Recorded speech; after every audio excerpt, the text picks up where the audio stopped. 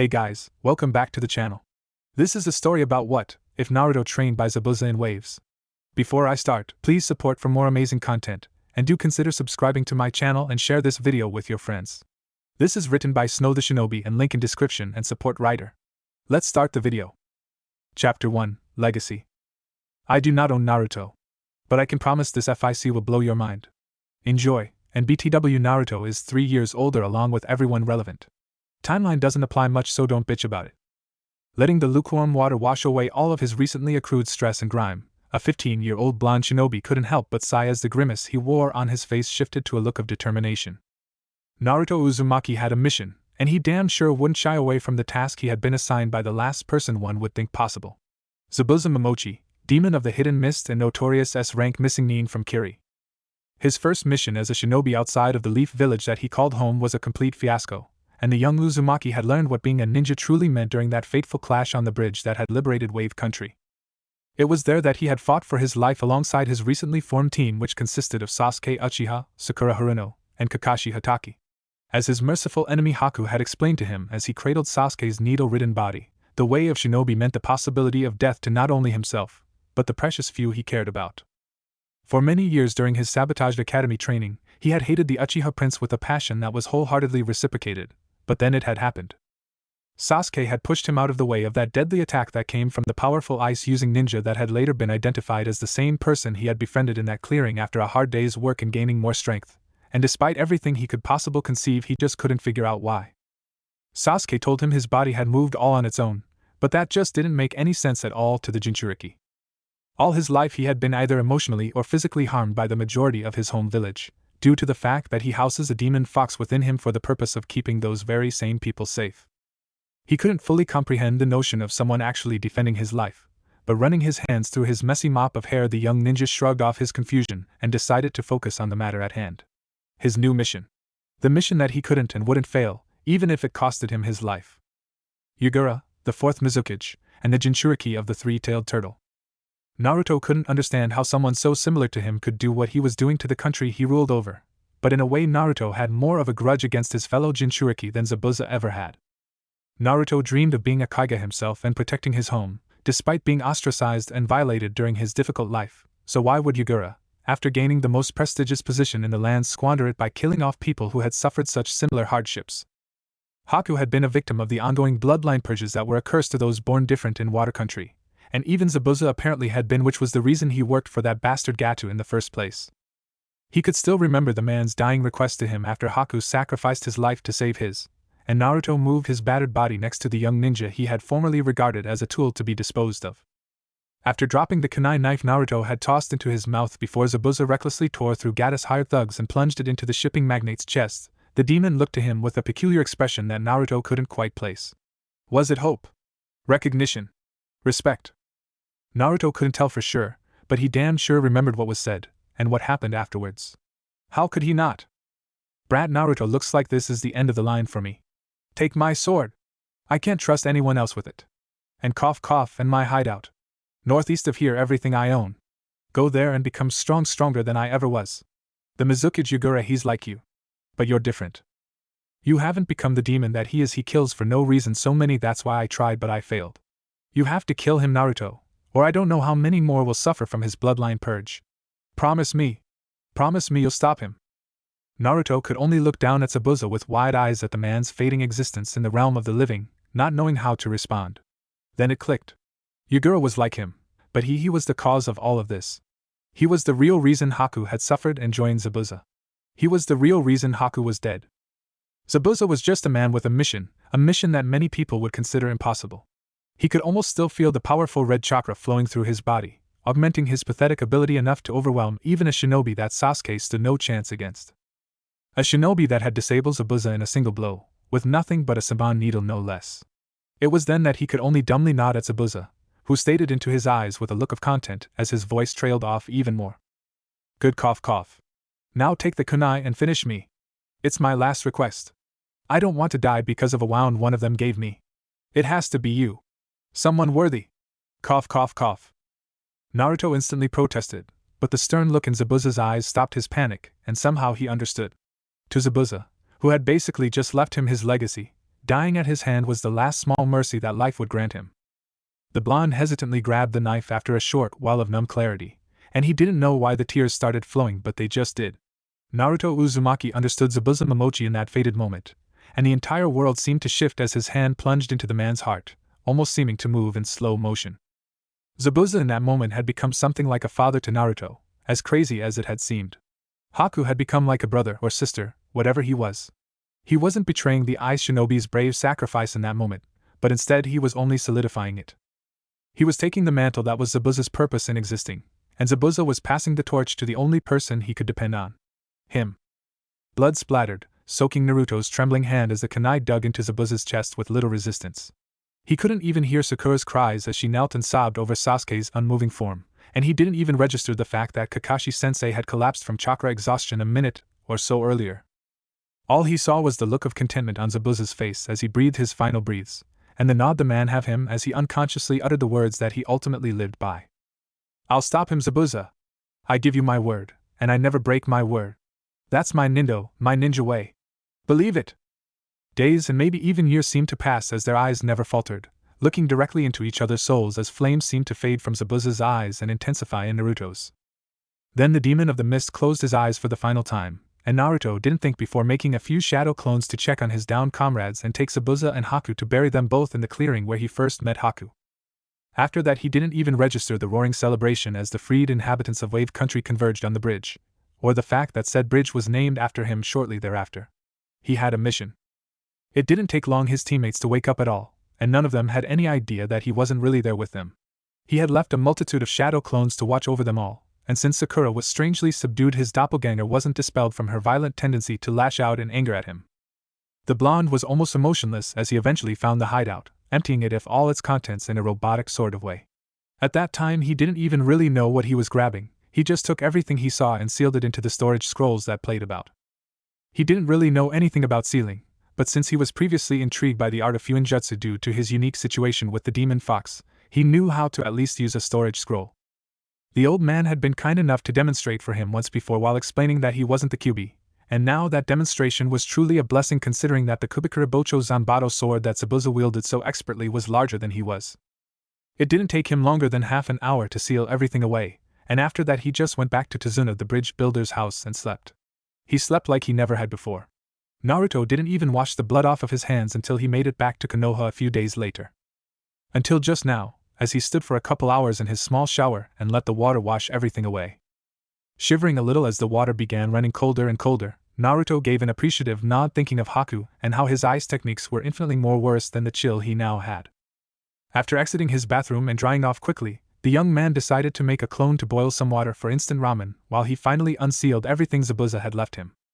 Grabbing the scrolls from his pack and placing them in the middle of his tiny living area, Naruto reverently knelt beside them with a look of determination and began getting down to business. A few minutes later, the boy almost fainted because of what he found within. Everything he would ever need. Recovering from the initial shock, Naruto couldn't help but chuckle as he thumbed through the massive pile of Ryo one of the scrolls had unleashed before him. There were also numerous pieces of reading material, ranging everywhere from outdated and updated bingo books to jutsu scrolls consisting of water-natured techniques. There were also many articles of clothing, most likely due to necessity more than a desire to be fashionable. Since Zabuza and Haku were constantly on the run as missing nin, Naruto thought it made a lot of sense to be able to change appearances. There was also a multitude of swords, well 3 to be exact besides Zabuza's Zanbato.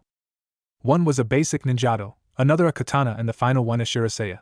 He seemed drawn to the shiraseya and the Kubikura Bocho, and he also held a great respect for the senbon needles that Haku had all but decimated him with previously. There were also a few unusual kunai present, as instead of the straight kind he was used to using they all had curved blades. After some more rummaging, Naruto found that he now had books and scrolls on human anatomy, herbs and poison, psychology, and surprisingly blacksmithing. There was also a cookbook that he had to guess was Haku's, along with a blank black notebook that instantly grabbed his attention for some reason.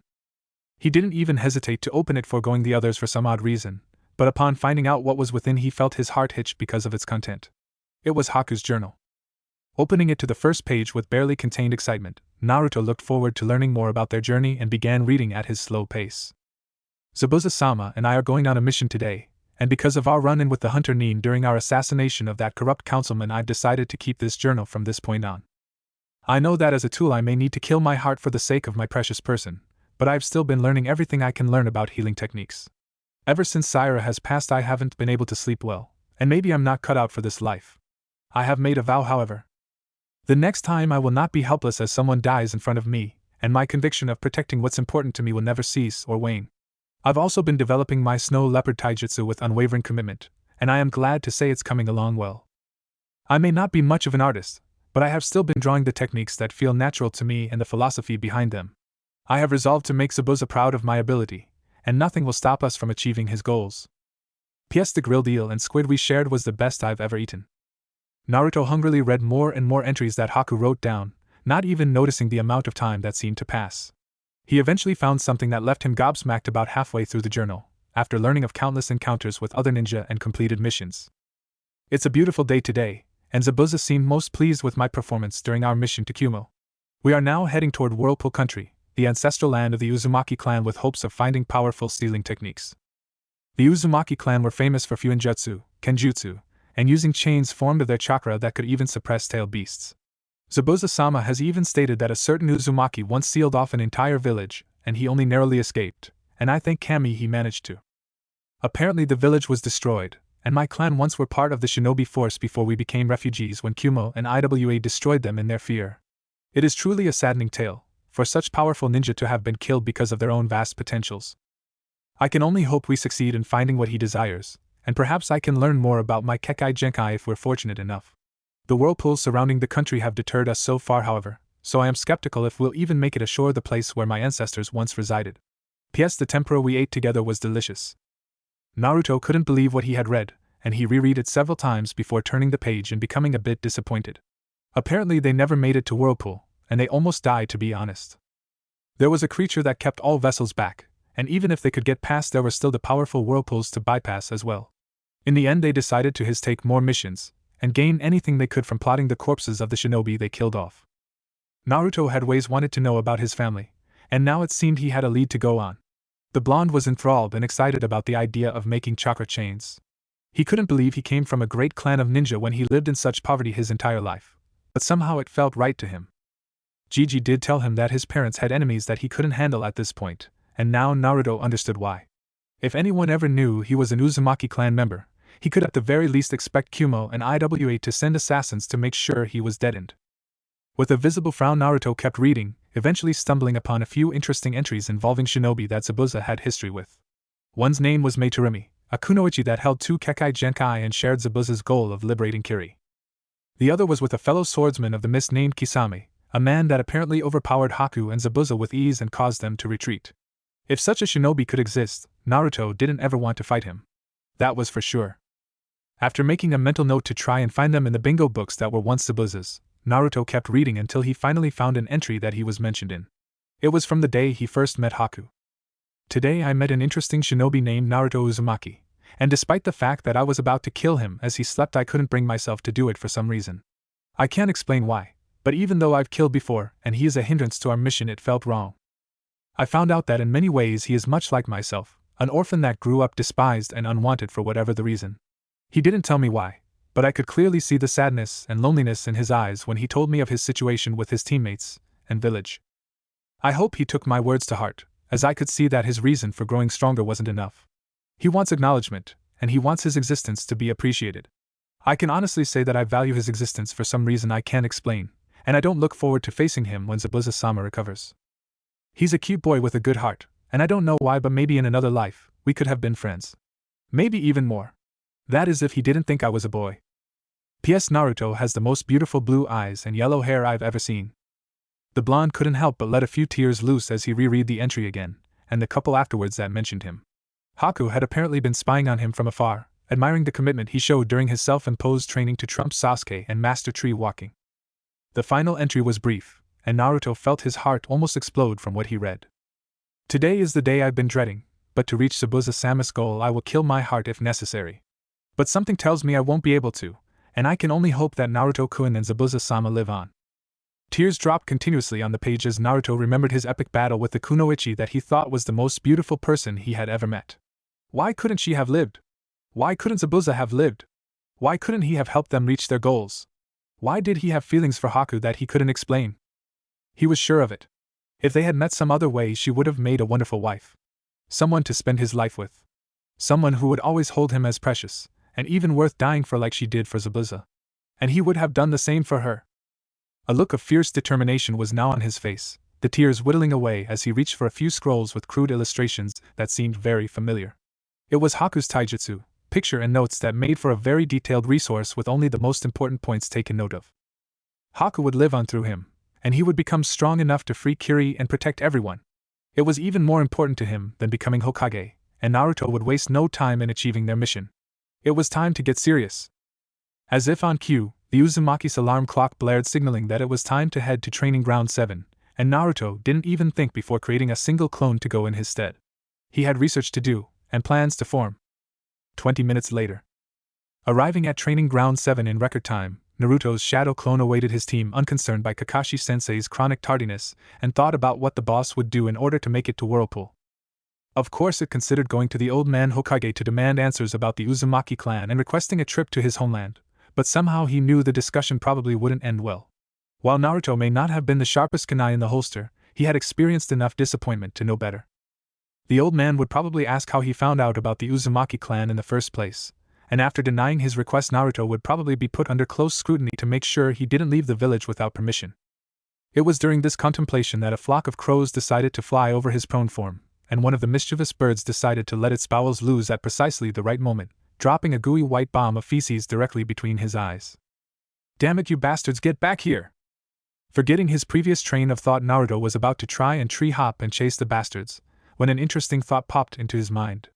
A shit-eating grin instantly plastered itself on his face most ironically, and wiping his face clean with the sleeve, the blonde did a complete flip and began thanking the birds along with Kami. Haku had mentioned in her journal that Naruto's transformation was something unique that she had never witnessed before, and both her and Zabuza were impressed by his performance when he and Sasuke freed Kakashi when he transformed into a shuriken. If he could turn into a shuriken, why couldn't he turn into a raven? If he could accomplish that, then he could just fly to Whirlpool, and he wouldn't even have to worry about the sea monster or the unforgiving waters that surrounded the deserted country. Just as he was about to test his new idea out, Sasuke appeared with his usual moody look and his hands in his pockets.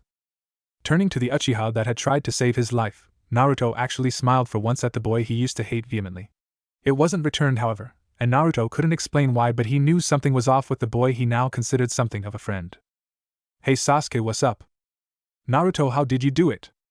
Although Sasuke asked the question in a soft voice, Naruto could feel the underlying emotion in the query, although he was genuinely confused.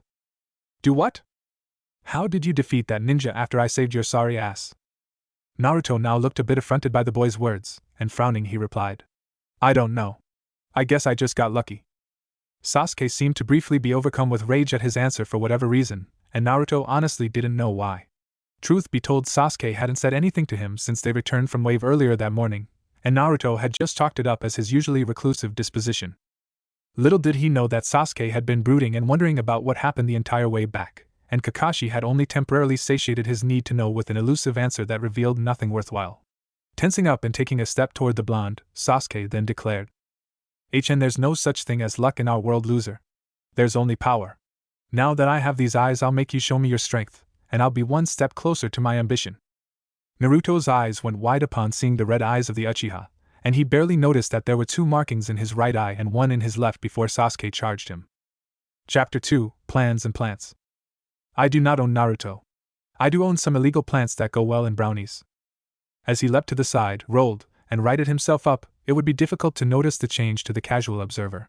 While Sasuke clearly was much more skilled in hand-to-hand combat than Naruto ever was, there was a subtle edge about the Uzumaki that only those who've killed moved with. It was as if he had evolved during the crazy mission to Wave Country, with the very first step being his encounter with the Demon Brothers. After that vow he made, clamming up even in the most dire situations was all but non-existent to Naruto. The second step would have been the first encounter with Zabuza, during which his quick thinking had managed to free his sensei from the man's water prison. After that was the dramatic increase in speed after he learned tree walking. But what may have been most effective was what Zabuza made him do. In a way, the two of them had given each other the most precious gift imaginable.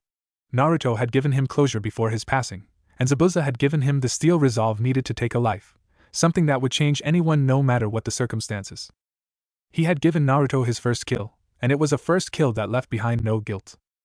While Naruto had been surprised by the initial assault that Sasuke launched, he still managed to avoid the jumping roundhouse that would have knocked a grown man unconscious had it landed.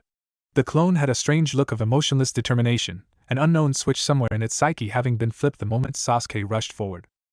While it wasn't quite as serious as when he fought Mizuki and defended Iruka-sensei, the sharpness of his eyes were quite similar to that occasion. He didn't want to hurt Sasuke strangely enough, but even if he was a clone he wasn't going to stand around and get hit.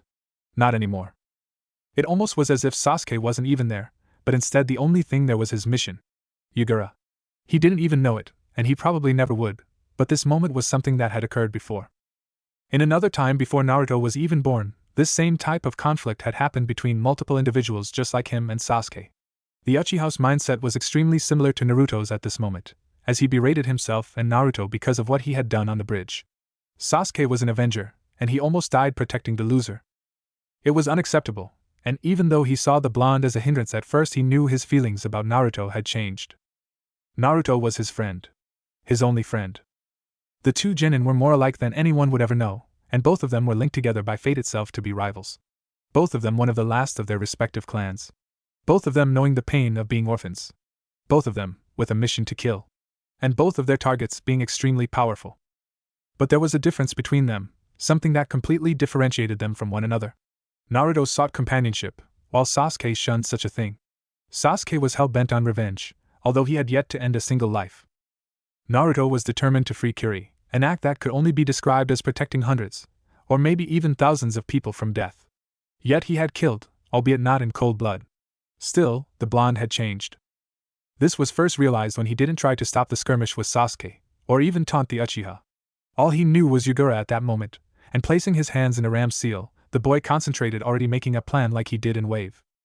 Sasuke had the decency to scoff at the 8 doppelganger that appeared, saying to Naruto with a mocking tone of voice, "TCH, 8 times nothing is still nothing. Now come on, loser." "Team!" The blondes yelled as 6 of them converged on Sasuke, as the 2 that remained with Naruto poofed in smoke as he waited. The clones didn't even get close, as the predictive analytical eye that was his Sharingan gave him an edge formerly unseen. Jumping up swiftly, the Uchiha landed 4 swift kicks that used the first clone to jump off of and hit 3 more with quick split-like kicks. The last 2 clones were then dispelled mid-swing, Sasuke throwing a vicious uppercut, and then a hook that hit them both where they didn't even see it coming. As the smoke cleared, Naruto had already circled around with a kunai in hand, or at least at what it would seem to be. The boy let out a loud battle cry, and he managed the first part of his impromptu plan by gaining Sasuke's attention. The Uchiha didn't even see the kunai that Naruto had tossed while the smoke from his clones concealed his movements from Sasuke, and the Uchiha Avenger seeing that Naruto was attacking for real ran to meet his rival halfway. Then is when it happened. Naruto in a stroke of pure combat genius tossed the kunai above him in an arc as he all but flew into a jumping knee, just like the knees he had intercepted Mizuki with before. Sasuke however saw it coming, and sidestepped while hooking precisely in Naruto's exposed solar plexus. The Uchiha was finally surprised when instead of hitting flesh he instead only dispelled a shadow clone, once again obscuring his vision. The kunai was coming down nearby the Uchiha air, and in a plume of smoke Naruto caught him off guard with a double-fisted overhead strike as his legs spread out. Sasuke only narrowly managed to block the attack by raising his arms and crouching slightly, and Naruto pushed off of his arms front flipping over him and turning back around into a sloppy hook punch. Sasuke would have none of it however, and he managed a strong spinning back kick just as he was struck from behind. The kunai that Naruto had positioned earlier had snuck up on the Uchiha while he was in the middle of kicking the other clone out of existence, leaping into a knee strike and Superman-type punch all at once. It certainly wasn't the most graceful, shinobi-like attack he could have used from a blind spot, but that didn't mean that Sasuke didn't feel it. The knee hit his lower back hard on the side as Sasuke turned his head surprised, and the punch smashed right into the side of his head sending him to the ground. The Uchiha was so shocked that his Sharingan actually evolved from the blow, and he now sported 2 tomo in each of his red eyes. "Don't underestimate me," Naruto declared with his fists balled. Trembling in anger as he rose, his red eyes were covered by shadows as his head was tilted down, and in a dark tone Sasuke told him, "I see, just don't let it get to your head, Naruto." The blonde was caught off guard by the small bit of respect he had just received, and he didn't even see Sasuke's next movement. It was as if the Uchiha had become 3 times faster, and the kick Naruto received was hard enough to even make his real self flinch back in his apartment. Still skimming through the reading material he now had at his home, Naruto's eyes widened in confusion at the memories from Training Ground 7, until he realized exactly what it all meant. He remembered what happened to his clone, from the crow idea, to the kunai clone trick, to Sasuke showing him just a hint of acknowledgement before demolishing him with that kick. The Uchiha was certainly more skilled than he was, although he would never say it aloud, but if he had been serious, that blow he landed would have killed the Avenger. His clones seemed to be nearly a perfect jutsu now that he thought about it, as they could help him learn these books better, be sparring partners, run errands, make trap setting far more deadly, be decoys, and even help him escape if he really needed to. With the transformation jutsu, he could probably be the best spy around, as the crows would let him travel a lot faster and discreetly as well. Hell, he wouldn't even have to deal with the shops overcharging him anymore, which would be invaluable in the long run. Too excited to be put down because of Sasuke's shitty attitude, the blonde could only say one thing. Well, scream one thing. Hell yeah! Banzai! After striking a weird pose as if trying to catch something that fell from the sky while leaning to the side, the blonde was sobered up when another thought crossed his mind. Wait, where am I gonna train? Normally a training ground would be more than suitable for him, but since he wanted to keep his secrets guarded, the Uzumaki was faced with a dilemma. Thankfully though, after a glance of the pile of Ryo, he now had his answer was found. Channeling a nice amount of chakra, the boy sent the scouts out to find what had come to mind to solve his newfound problem, and also read everything he now had while he went to Training Ground 7. A few hours later. Happily leaving the training ground after concealing himself for so long to avoid Sasuke while he planned, Naruto could only thank Kami that Kakashi decided to abstain from training for about a week, while everyone got a chance to recover. Since Gigi had given them all a rank mission pay because of the danger that involved their first C rank, Kakashi had figured Naruto wouldn't need the money, which is why he didn't even have them do any D ranks. Perfect. His clones had already found what they sought when he created them, a new living area. To be more detailed, he had found 3 houses right next to each other that were all vacant. Normally such a thing would be hard to find, and Naruto only managed it because of where the properties were situated. Just outside the Uchiha compound. Konoha had long had a rumor that ghosts resided there, and even though Naruto had an irrational fear of ghosts, he swallowed it because of necessity. The property in the middle would be his new domain, and the other 2 were bought to make sure he'd have plenty of privacy, and also space. They all had large backyards, a little smaller than football fields with plenty of tall trees interspersed in different places. It helped that they were all fairly luxurious and well kept, or at the very least they shitted on his small apartment. The price he got them for was also a steal because of the lowering property value, and so the future Hokage didn't even make much of a dent in the money he now had. He would still be careful with his spending though, if only out of respect for Zabuza and also because of his experience in living with very little to spend.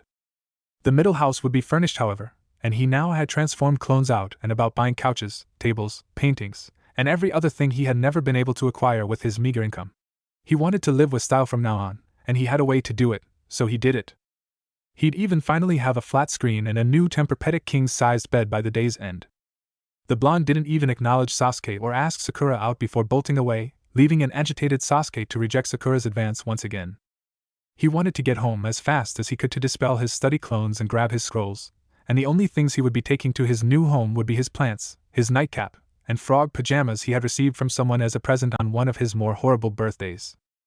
Everything else would be left, and he'd also be leaving a decoy clone there daily to make sure everyone still thought he lived there. It wasn't a secret where the Jinchuriki laid his head at, and that had also often resulted in his home being vandalized by a few of the Boulder Leaf villagers. No more. Now he'd live where no one could find him, and he'd always be sure to cover his trail with transformations to keep it that way. 2 hours later. AWW my aching head. As Naruto finally woke up after dispelling all his clones at once, the blonde made a mental note to never do it again.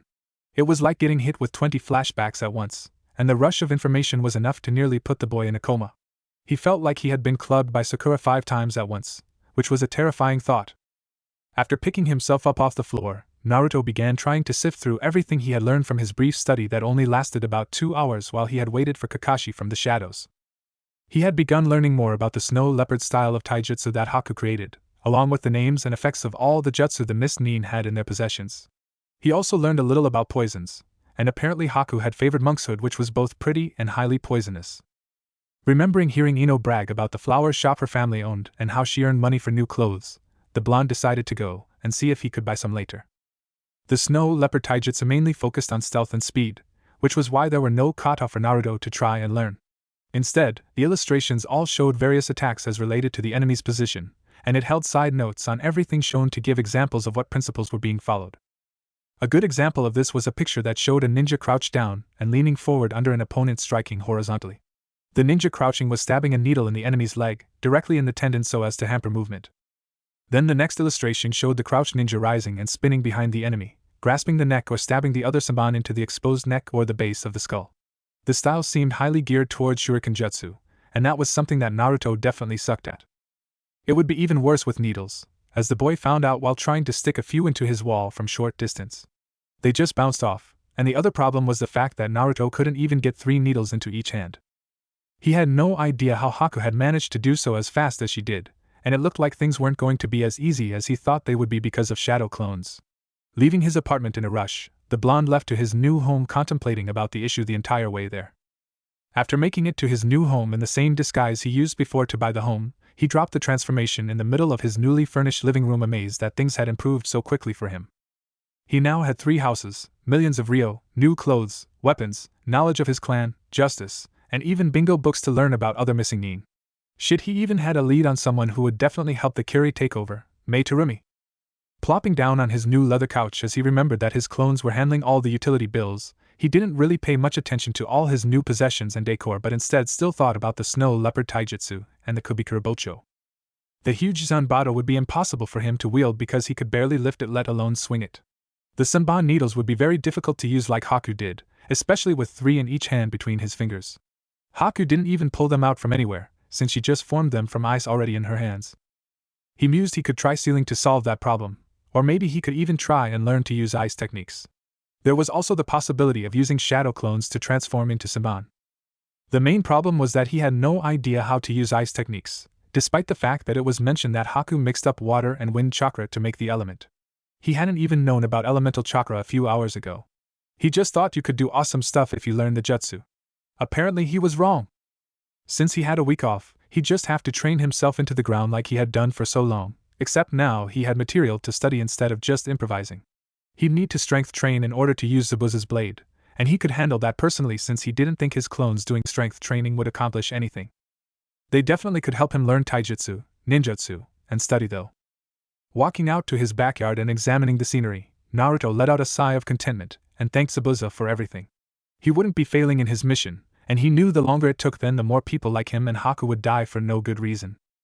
He noticed one thing about his new housing though, and if he wanted to be able to train in his yard it'd have to be rectified as soon as possible. There was no water whatsoever, unless you counted the faucet for the hose on his cozy patio. Maybe he could change that. He did have the ryo after all. A little later, Yamanaka flower shop. While he had a few clones that were currently digging a very large hole in his new backyard, Naruto decided to go to the Yamanaka flower shop and see if he could score some monkshood, aka Wolfbane. He honestly wasn't the type to use poison in battle normally, but something that Haku had written stuck firmly to him and ingrained itself in his beliefs. You use everything at your disposal to get the mission finished. It could probably cover a broad scope of things that pertains to life in general, and Naruto saw that many of the principal Haku spoke of follows along those lines. Your disposition in battle should be the same as your everyday life. That's why neither Haku nor Zabuza took an actual combat stance when they fought. They just stood normally. It was actually quite scary when Naruto thought about it. He could just imagine walking by someone on the street and then suddenly being killed by the unassuming assailant. Haku apparently had killed quite a few people using this exact method, and disappeared shortly thereafter. There was also the fact that not taking a stance gave nothing away about how you fought.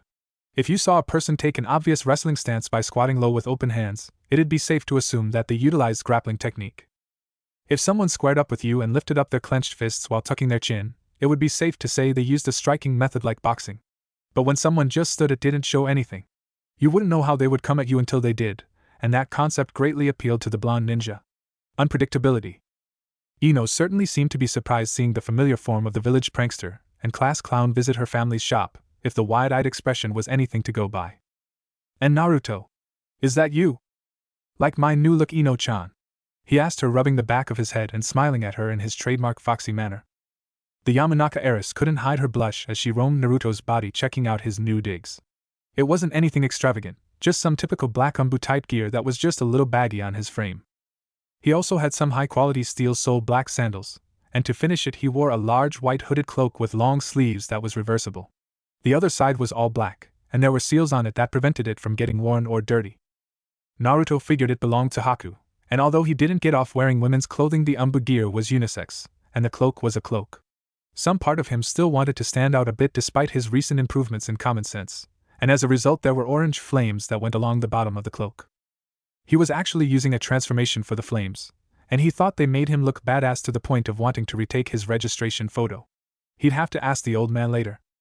"Wow, you look great. It suits you and I like the thing you're doing with the headband." Naruto could only blush and fiddle with the mentioned clothes that was to the side exactly like Zabuza had his. He had thought it looked so cool even during the wave mission, and Zabuza was the only shinobi he had ever seen to wear it in such a fashion. In a way it kind of shouted, "Fuck protecting my forehead cause you'll be dead before you even realize it."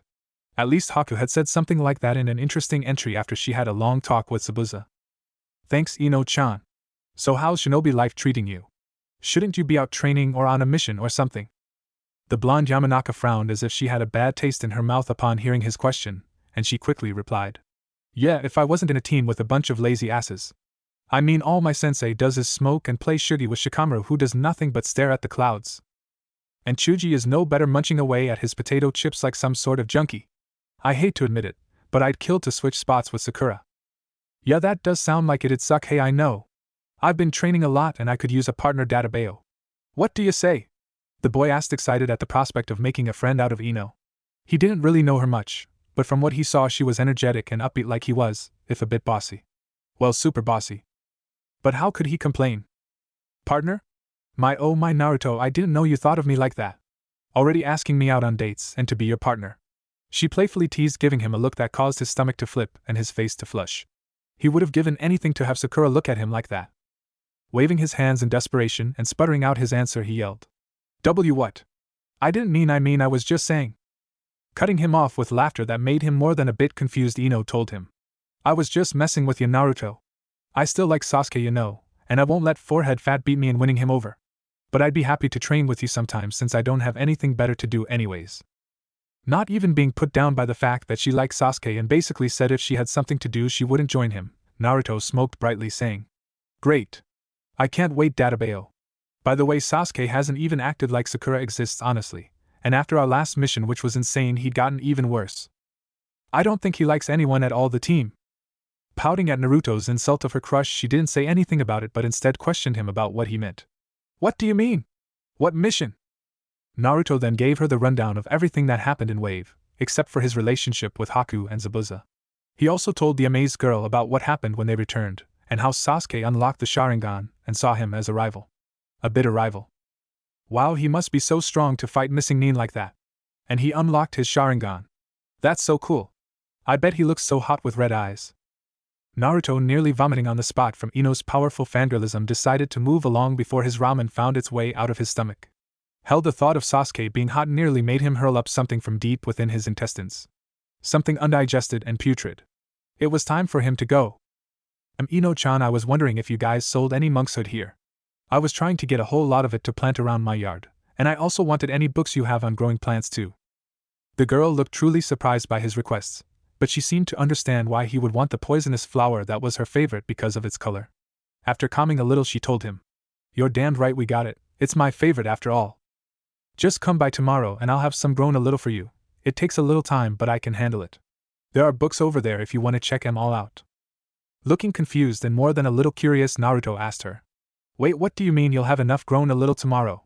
Shouldn't it take at least a couple weeks?" Smirking at Naruto's confusion and feeling a bit elated due to hearing about Sasuke rejecting Sakura, Ino decided to inform Naruto a little bit about Yamanaka-style horticulture. "Well, normally, but plants use energy from the sun to grow. We feed our plants chakra-rich water, and it speeds everything up. It takes a lot of chakra, but I'll have some sprouts for you before you know it." As an image of the first Hokage flashed in his mind's eye, Naruto started creeping Ino out because of the shit-eating grin he got as he turned and went to search for books. Kukuki, get ready for plant release, Naruto. Next chapter, the results of training. Chapter 3, Housewarming. I do not own Naruto. I do own some bubble bath for the tub though. A day after leaving Yamanaka Flower Shop, Naruto could be found doing a multitude of exercises in his revamped training regimen. He honestly just made up some new exercises by combining a few of them in different ways, and so he was now doing crunches while standing on the side of a tree in his backyard. The other thing he had been doing was squats while lifting the Kubikaribocho above his head. He figured that the best way to get used to it was just to train with it all the time, and so he had been up and at it since early in the morning. His clones from the previous day had finished the hole for the in-ground for the pool he was trying to make himself to practice in, and so he was now waiting for some clones to return with supplies and instructions from the pool supply store on the other side of the village. He had seen a few pools around before, and he thought they were made of concrete whenever he gate-hopped and snuck in when no one was around. It seemed being such a troublemaker had benefits after all. He still hadn't tried all of his jutsu yet, and he was looking forward to it after his clones that were scattered about finished their task. A fence. A huge fence of epic proportions. His trip to Yamanaka Flower Shop had resulted in more than just flowers and poison, as the blonde had inadvertently stumbled upon his first jutsu. That he created. After asking Ino about different types of plants, the conversation had eventually shifted to bamboo, which Naruto was absolutely fascinated with to the point of focusing completely on it. While he had seen various architecture that utilized the hardy grass, he didn't know just how perfect it really was. On one hand, bamboo, even without chakra boosting its growth, could grow 3 feet a day. 3 freaking feet.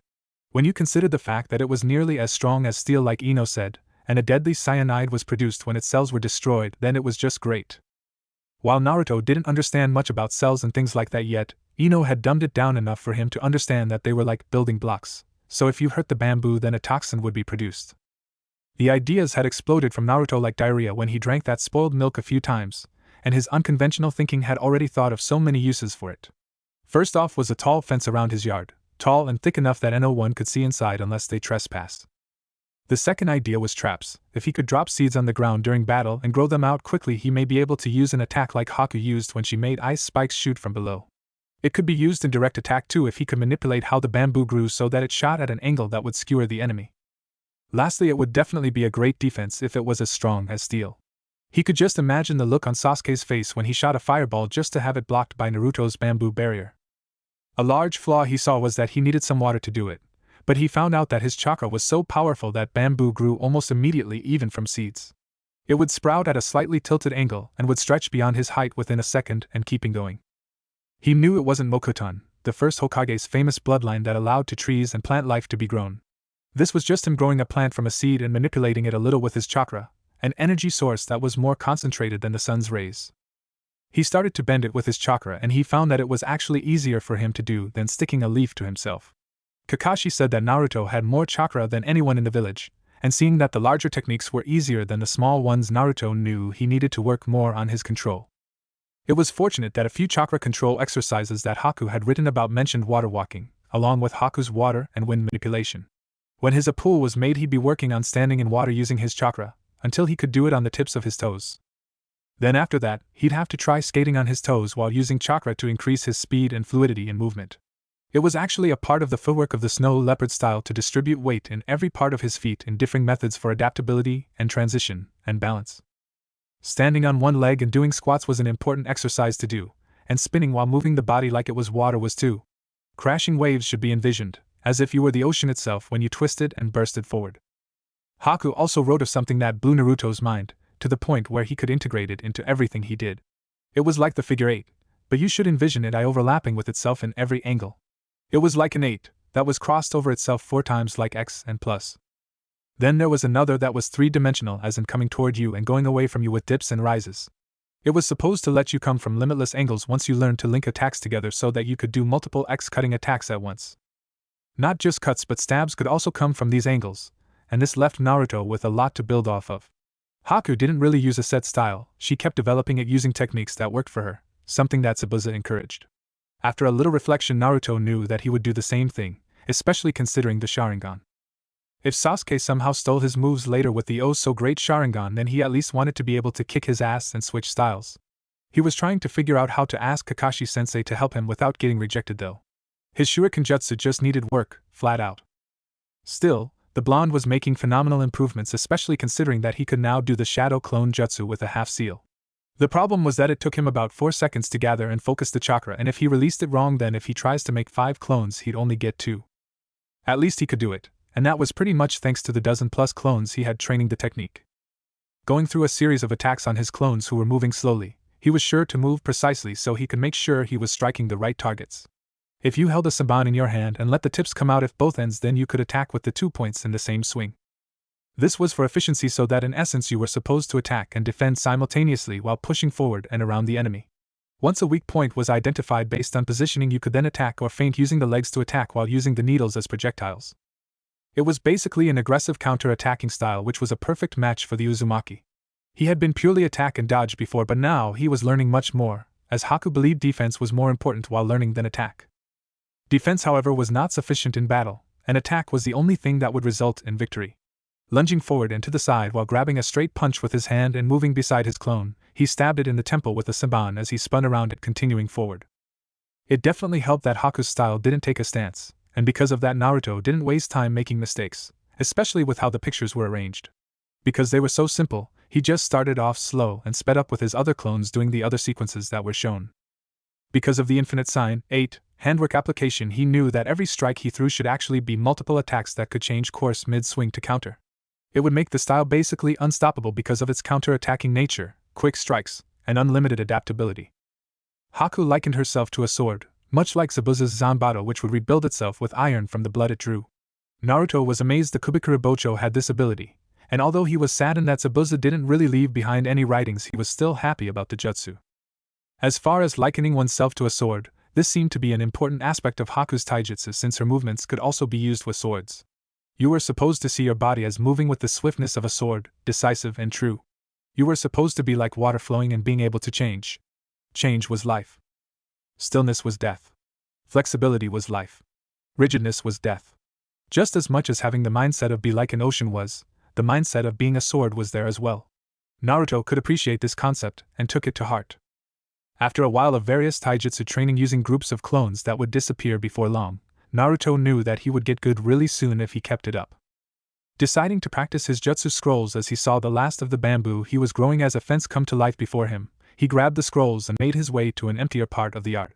The first thing he'd be doing was the hidden mist jutsu and the shunshin, although the water dragon had him damn near drooling since the other day.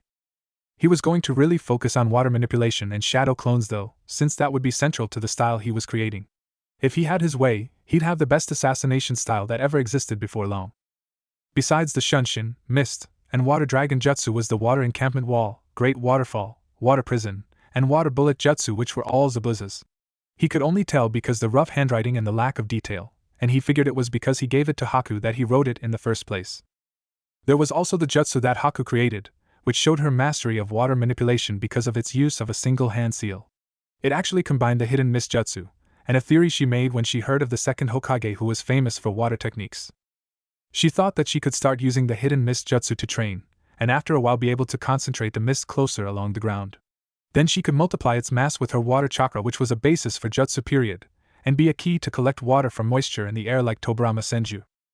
What was ironic was that Naruto ended up being inspired by Hashirama the other day, and now he technically had a way to use their jutsu even if not as skilled as them. Especially the first, since he couldn't create plant life. He would just use bamboo-inspired moves that would only be a little similar to wood release. The jutsu Haku created from the hidden mist technique was the 1,000 water needles of death, which Naruto recalled seeing from the distance during the bridge battle. It was the jutsu that also used her principle of simultaneously attacking and defending, since she would grab the arm suppressing the weapon, stomp the foot disabling movement, and sending the needles from every direction blocking any escape, considering you could move with broken toes. She also had an ice version, in which she used wind jutsu to freeze the water needles. While he felt it would probably take a long time to accomplish, Naruto had a feeling that he could do the ice version if he trained hard enough, as just a little earlier he was shocked to learn he had a wind and water nature just like Haku. He literally couldn't ask for anything better, especially considering Haku had a basic wind manipulation method and a slightly harder one. You first had to cut a leaf with your chakra by grinding it against itself in a thin line. After you cut the leaf you were supposed to cut into a mud cake, and then rock eventually. Naruto also considered that after rock you could try steel, but he'd have to see about that later. He had clones attempting to cut the leaf, and he also had a clone in his kitchen using the sink to saturate the water inside with chakra. Then he'd have to try moving it around in different ways, and eventually be able to hold an orb around his hand. This was also the basis of the water prison, although the orb was a lot bigger, and you were supposed to force water down the enemy's lungs, although if they used their chakra to block it you would have trouble drowning them. He even had a clone in the bathroom attempting to saturate the water in the tub through his feet, which was very difficult. That would be key in learning the water dragon and the great waterfall. Naruto also had an interesting idea with seals concerning water, and so the blonde found he had his hands full. Good thing he had clones. The first attempts were all busts. The hidden mist jutsu didn't look very hard, but the lack of control Naruto had really made it difficult for him. He quickly decided to make clones and have them to train, however, because of an interesting thought that popped into his mind. Kakashi said Naruto had more chakra than the Hokage, who was the strongest in the village. He also said the smaller your chakra, the easier to control, which explains Sakura's ease in completing tree walking. Since his shadow clones split his chakra up, then he should be able to learn the jutsu quicker because his clones would have less chakra to have to guide. He couldn't find any flaws in the logic, and so he kept on pushing himself in his strength training. Lifting the Zanbato above his head would probably be hardest, but then again he felt swinging it, and then reversing its path by swinging it back the other way would be really difficult too. He didn't have any kata to use, or even techniques from Zabuza. He did remember when Zabuza threw the sword at them, nearly decapitating his whole team and Tazuna at the same time. He also recalled the spinning back kick that he caught Kakashi-sensei with, as well as the way he stood behind his sword and guarded sometimes. That was all he had to go by, however, but he had a hunch that using snow leopard style would work fine with a few tweaks. He just needed to get stronger. A few hours later. Knock knock knock. Lifting his head from the book on Genjutsu theory that he was currently reading a bit slowly, Naruto rose from his white leather couch and walked to his front door in his transformation. He basically just used his sexy jutsu form with straight dark blue hair because of his secret crush on Yuki Fujikaze. Oh, what he would give to meet her and do everything he dreamed of doing to Sakura. Blushing as he opened the door, the transformed brunette was taken back by who was standing there. While he had filed for D-ranked mission involving helping construction of his pool, he didn't expect the workers to be people he knew. Standing before the familiar faces of Team 8, which consisted of Hinata Hyuga, Kiba Inuzuka, Shino Aburame, and their Jonin instructor Kurenai Yuhi. He had recognized Kiba first, however, as the dog Shinobi had definitely had the most contact with him of the group. Kiba and his nin dog Akamara seemed to notice Naruto as well, both of them sniffing the peculiar scent of ramen and fox that they'd recognize anywhere. Shino also seemed to take notice, his kikai buzzing without constraint because of the familiar powerful chakra they felt. Kiba, Shino, what is it? Kurenai instantly noticed her team's behavior as their employer opened the door and looked on in surprise. While she could feel the faint hint of chakra usage coming from the girl, she knew for a fact that no genjutsu was being used, and she was ready for anything. Just what the hell are you playing at, Naruto? This had better not be a prank. Kiba yelled at the Uzumaki, pointing an accusing finger at him. Hinata's eyes seemed to widen as a blush was instantly on her face hearing her crush's name spoken, and she looked confused until she activated her Byakugan unconsciously out of excitement to see if it was true. And Naruto-kun? She promptly passed out. Hinata! Kiba shouted, worried about his teammate's safety. Naruto was about to just close the door and say screw it when Kurenai stopped it with her foot, saying, So you're that Naruto Uzumaki I've heard about? Just why are you here, and why are you transformed? Sighing as Kiba turned to him looking very angry, the Inuzuka cut him off, yelling, And what did you do to Hinata? Hold on a second. I didn't do anything, and this is my house. I'm in disguise because I'm a ninja and I don't want anyone to know where I live. So please just keep it down. Is that a problem? Even Shino was surprised by the logical explanation the class clown offered, and he, Bug User, and Kurenai both answered at the same time, saying, There is no problem with that logic. It is fine. I understand, I use misdirection myself, so I get it. Looking at the group with relief as Kiba shook Hinata awake, Naruto opened his door up wide and told them, Thanks, you guys can come in if you want, and I'll tell you about what I need done while I make us some tea or something. Come on. As the Jinchuriki led teammate a little bit aggravated because of being identified so soon, he pointed to his new couch as they took on the decor, saying, Feel free to sit while I make some tea, and I'll tell you what I want you to do.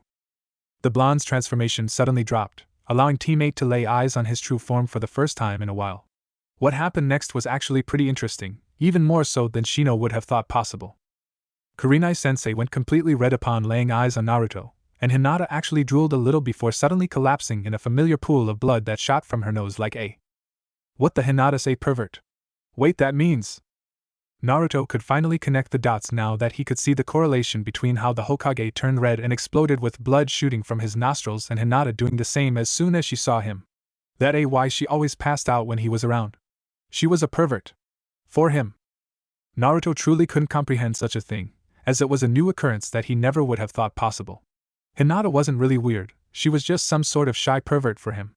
And as Naruto looked at the beautiful form of her sensei, he saw that she was red in the face too, with her mouth slightly slack. A small dribble of drool could barely be seen on the corner of her mouth, and her eyes were glazed in nostalgia mixed with lust. No one knew about her lifetime crush on the fourth Hokage, the man who she had a thing for ever since she was a little girl first learning to be a kunoichi. She had just been jailbait then, and Minato Namikaze never really reacted to her attraction to him the few times she saw him in person. Naruto was exactly like the fourth as far as his features went. The whisker marks were different though and gave him a cute and unique look. His hair was nearly the same, his eyes were a different blue than the cold, calculating eyes of Minato.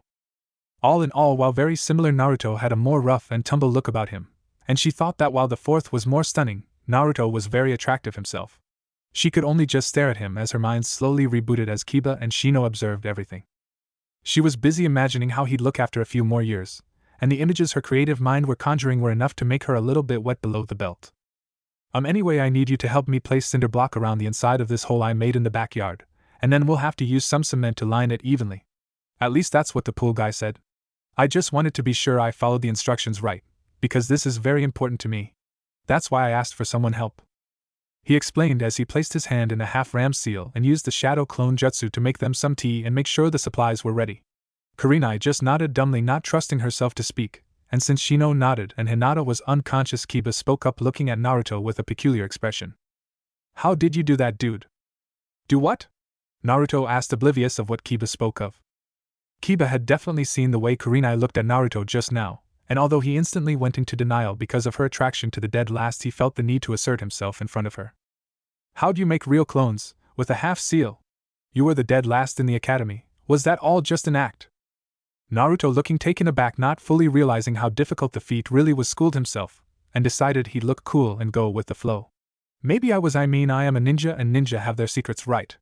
I'll just tell you to never underestimate me, Databayo. Oh yeah, well, even if you were faking that doesn't mean you can take me.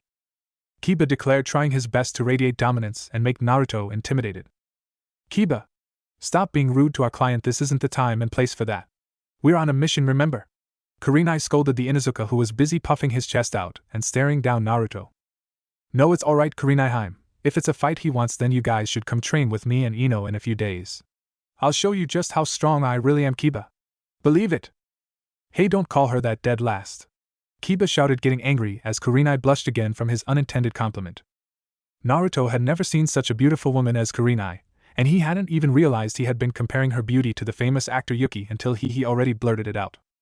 The blonde's face went completely red as he processed what he had just called her, and the embarrassed Uzumaki could only stare at her gorgeous red eyes and try to stutter out an apology. Sorry, Kurenai, I didn't mean to disrespect you or anything. It's just you're like a princess when I look at you, and I just said what I thought.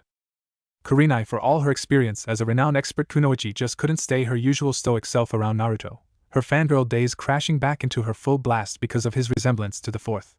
It didn't help that Naruto had just called her princess twice, and the thing about it was that he said it without thinking. The Genjutsu expert almost wanted to jump the Uzumaki in a very ankle-like manner, but she managed to barely contain the blush and warm feeling that was spreading in her core. She needed to get a grip. She was 10 years his senior, for Kama's sake. For some odd reason that kind of turned her on even more, and she had to turn away from Naruto to give her reply. It's fine, Naruto-kun, thank you for the compliment. So a pool, you say? She had to thank Kami when the kettle began to whistle, distracting Naruto's eyes from roaming her body like he was doing. She saw how he looked at her, gazing at her hair, eyes, and curves that many men in the village likened to that of a supermodel. It was refreshing to see a man appreciate something other than her breasts and ass, and Naruto had spent most of his staring looking at her eyes and face as if in a daze. Yep, and I need it finished ASAP. I can supply plenty of clones though, so you guys don't need to work unless you want to. I just wanted to make sure it gets done right, you know. He answered cheerfully, going and preparing the tea in the new tea set he had bought. Sounds fine. Hinata can even use her Byakugan to make sure everything is even. We can start when Hinata wakes up, okay? Great. What's a Byakugan, by the way? After Kurenai explained about the Hyuga clan Kekai Genkai that allowed 360-degree vision and telescopic sight, along with chakra vision, Naruto looked fascinated at the prospect and wondered how effective their gentle fist really was. They ended up discussing many of the other clans of the Leaf, with Kiba boasting about the Inuzuka and Shino only giving a very short explanation of the Aburame, in which he just said, "We use our parasitic insects for combat and espionage." Naruto, while a little bit weary of a bug hive inside of his home, still thought it was kind of cool, and voicing his opinion to Shino, he managed to sort of make a friend out of him. Shino even invited him to join him in searching for new insects, and Naruto, being Naruto, just couldn't refuse. Naruto eventually asked Kurenai if she was from the Uchiha clan because of her eyes and hair, and he was a bit surprised at the annoyance he saw in her features as she gave him an answer. No, Naruto-kun, I am not an Uchiha. Their clan was massacred years ago, and now your teammate Sasuke Uchiha is the last remaining Uchiha in the village. What happened? Where am I? Hinata moaned as her eyes fluttered open and she regained her bearings. Naruto didn't know exactly what to do and so opted to just give everyone their tea and go outside, telling them he was ready when they were. Truth be told, he was exceedingly nervous around Kurenai and Hinata, as he was staring to crush on Kurenai and Hinata was apparently a pervert for him. What was he supposed to do? A few images of fondling Hinata and Kurenai at the same time while they kissed each other materialized in his head, and Naruto knew one thing for sure. Crushing down his perverted thoughts, he knew this was gonna be a long day. 4 days later. It was early afternoon at Training Ground 8, and Naruto Uzumaki was waiting ecstatic at the chance to train with his new friends. He had been training 24/7 because of his clones working around the clock, and even now his large square and ground pool was full of training doppelganger. While it was only 5 feet deep, that was actually perfect for what he was using it for, and it wasn't swimming. During the last 4 days he had learned the Shunshin, Hidden Mist, and Water Bullet Jutsu, but the other law were significantly more difficult. The Water Dragon actually took like 40 seals to complete, and Naruto hadn't even memorized them all yet to even try it. His water walking hadn't improved like he thought it would, but at least he was staring to get a foothold before he fell inside. Or at least his clones did. Naruto had been training his strength by wielding the Kubikura Bocho and his speed by practicing Shunshin. The body flicker didn't have an explanation for its normal usage, as Zabuza must have just explained it to Haku and gave her the scroll with the instructions. As a result, Naruto didn't know that it was normally used just for simple transport, and rarely in combat. As a result, he had been using the technique as much as possible with the intent to use it in combat, which had led to more than a few hard impacts with the trees in his yard and the bamboo surrounding it. Still though, the fact that he could now disappear and reappear in a burst of speed greatly increased his ability, although his vision lagged and it took a moment to coordinate himself to attack. His taijutsu also was better after his studies, and since Kurenai had gotten him interested in genjutsu, he had bought a book on genjutsu theory that was also being studied. He had been so busy that he hadn't even read through the bingo books yet, instead choosing to use all his clones to make himself better. It was only today that he had decided to crack the books open, and he had a clone going through all the issues that Zabuza had been collecting for Kami knows how long. As everyone began to show up one by one, Naruto could only grin thinking about how he would show them just who would be the 5th Hokage. Hope you like bamboo/mist Tobarama type Naruto add in some ceiling, silent killing, chakra chains, poison, and Shunshin, and we got a super cool Naruto that's not op. Chunin exams will be legendary, although I initially wanted more spying in response to Sasuke having Sharingan. Anyway, review and give suggestions, and never assume pairings because even I am unsure about it. Thanks. Chapter 4 New A Rivals. I do not own Naruto. I do own some picante beef ramen. Practically bouncing around in excitement as Shino arrived, Naruto greeted his bug using friend loudly with a smile and a wave that was returned by a simple nod and stoic good afternoon. The two of them barely got to talk about fire ants, which Naruto brought up when Hinata appeared, and even though Naruto was at a loss for what to do about her, he gave her a warm greeting like he had just given Shino. And she slumped to the ground again. It was actually much worse than it had previously been. Ever since Naruto had changed outfits, she couldn't even be conscious in his immediate vicinity. A minute later, Kurenai appeared in a swirl of leaves greeting the two genin present and automatically went to check on Hinata. The only reason Naruto hadn't was because Shino had assured him her vitals were fine, and he didn't want to get close to the girl he had been having dirty thoughts about. Kiba and Ino seemed to arrive at nearly the same time a couple minutes later, and so now that everyone had arrived it was time to get things underway. Hinata started coming to after a while, and Kurenai, seeing her young charge awakening, finally joined the group of genin before anything started prematurely. Kiba and Naruto were already butting heads, and it didn't help that Ino had jumped in taking Naruto's side and calling Kiba dog breath. After Kiba responded saying she was a useless fangirl, Kurenai sighed but still addressed them all saying, "Alright, settle down. Since Kiba challenged Naruto, and he accepted, I suppose we can start with sparring so that they can test each other's strength. The only rules I'll place are no crippling and fatal attacks, so jutsu are allowed but only non-lethal force, understood?" Naruto, giving a nod with a look of determination, began walking to the center of the training ground at a quick pace with Kiba doing the same, and the Inuzuka was sizing the blonde up the entirety of the short walk with a scowl of distaste. He was looking forward to knocking Kiba down a few pegs, and even though Kurenai was Kiba's sensei, she found herself a little thrilled to see what Naruto was capable of. Ino was loudly cheering the blonde on since she wanted to see Kiba get his ass whooped too, and Shino was watching their every movement with an analytical eye, was curious of Naruto's true skill. He himself had held back a lot during the academy, to the point where he was quite sure he could defeat Sasuke Uchiha even though no one else knew he could. Hinata was quiet as well, but she was just nervous and hoping that her crush didn't get hurt. "You ready to see who's top dog dead last?" The brazen Inuzuka taunted his rival and stealing Kurenai's heart. "Bring it on, Kiba, but do me a favor and actually be serious. I'll warn you again, don't underestimate me. Naruto shot back with a glare while cracking his knuckles. Like I need to. In fact, Akamara, go and watch while I show this loser who's boss, he declared, ordering his Neen dog partner to the sideline, who gave a bark in the affirmative. No more words were exchanged as Kiba dropped into his stance by crouching down with his fingers taut ready to use his claws, bouncing on his toes ready to strike. Naruto just stood normally, although he turned his body to the side so that he was harder to hit in his center line. Haku had repeatedly mentioned this in her taijutsu writings, since many of the targets she often went for were along the center of the body where many of the weak points were. After Kurenai gave them the okay to start, Kiba immediately dashed forward, leaping into a few swift claw swipes that came from the side and upward, and Naruto could only sidestep, sending a nicely aimed low side kick that hit him hard in his thigh. Kiba did manage to graze Naruto, however, and the Uzumaki now had a scratch on the side of his neck that was shallow, although the steel soles in Naruto's sandals made his kick more effective, and this was seen when Kiba stumbled a bit in pain, until he squinted his eyes in anger and began growling. Then the dog boy redoubled his assault, and Naruto was so hard pressed by the unorthodox flip kicks and swipes that all he could do was try and evade them. Kiba certainly wasn't a pushover, and Naruto kind of thought that in some ways he was a better fighter than Sasuke was. While he lacked Sasuke's hard-hitting precision, the Inuzuka attacked with ferocity, speed, and unpredictable movements that linked off of flips and pounces. It was time to step it up. As Kiba launched a side kick with his upper body and arms close to the ground, Naruto, seeing how the boy slightly overextended himself, managed a weak hook strike with the side of his fist as if he was holding a saban. Then he tried to spin around Kiba and grab his throat, but he ended up receiving a powerful kick to his shin when Kiba dropped down and hit him with both of his legs extending outward. Naruto had to grunt in pain as he fell to the ground, but he barely managed to force himself up and fight through the pain in his aching leg when Kiba tried to finish him with a pouncing attack. Rolling and rising at once, the Uzumaki lashed out with a kick before leaping back to regroup, but Kiba swatted it to the side and pressed forward, and Naruto's reflexes were thoroughly tested as he evaded the various swipes that came from insane angles. Now it seemed he didn't have a choice, despite the fact that he wanted to stick to taijutsu for this fight, but he'd be damned if he lost in front of Kurenai.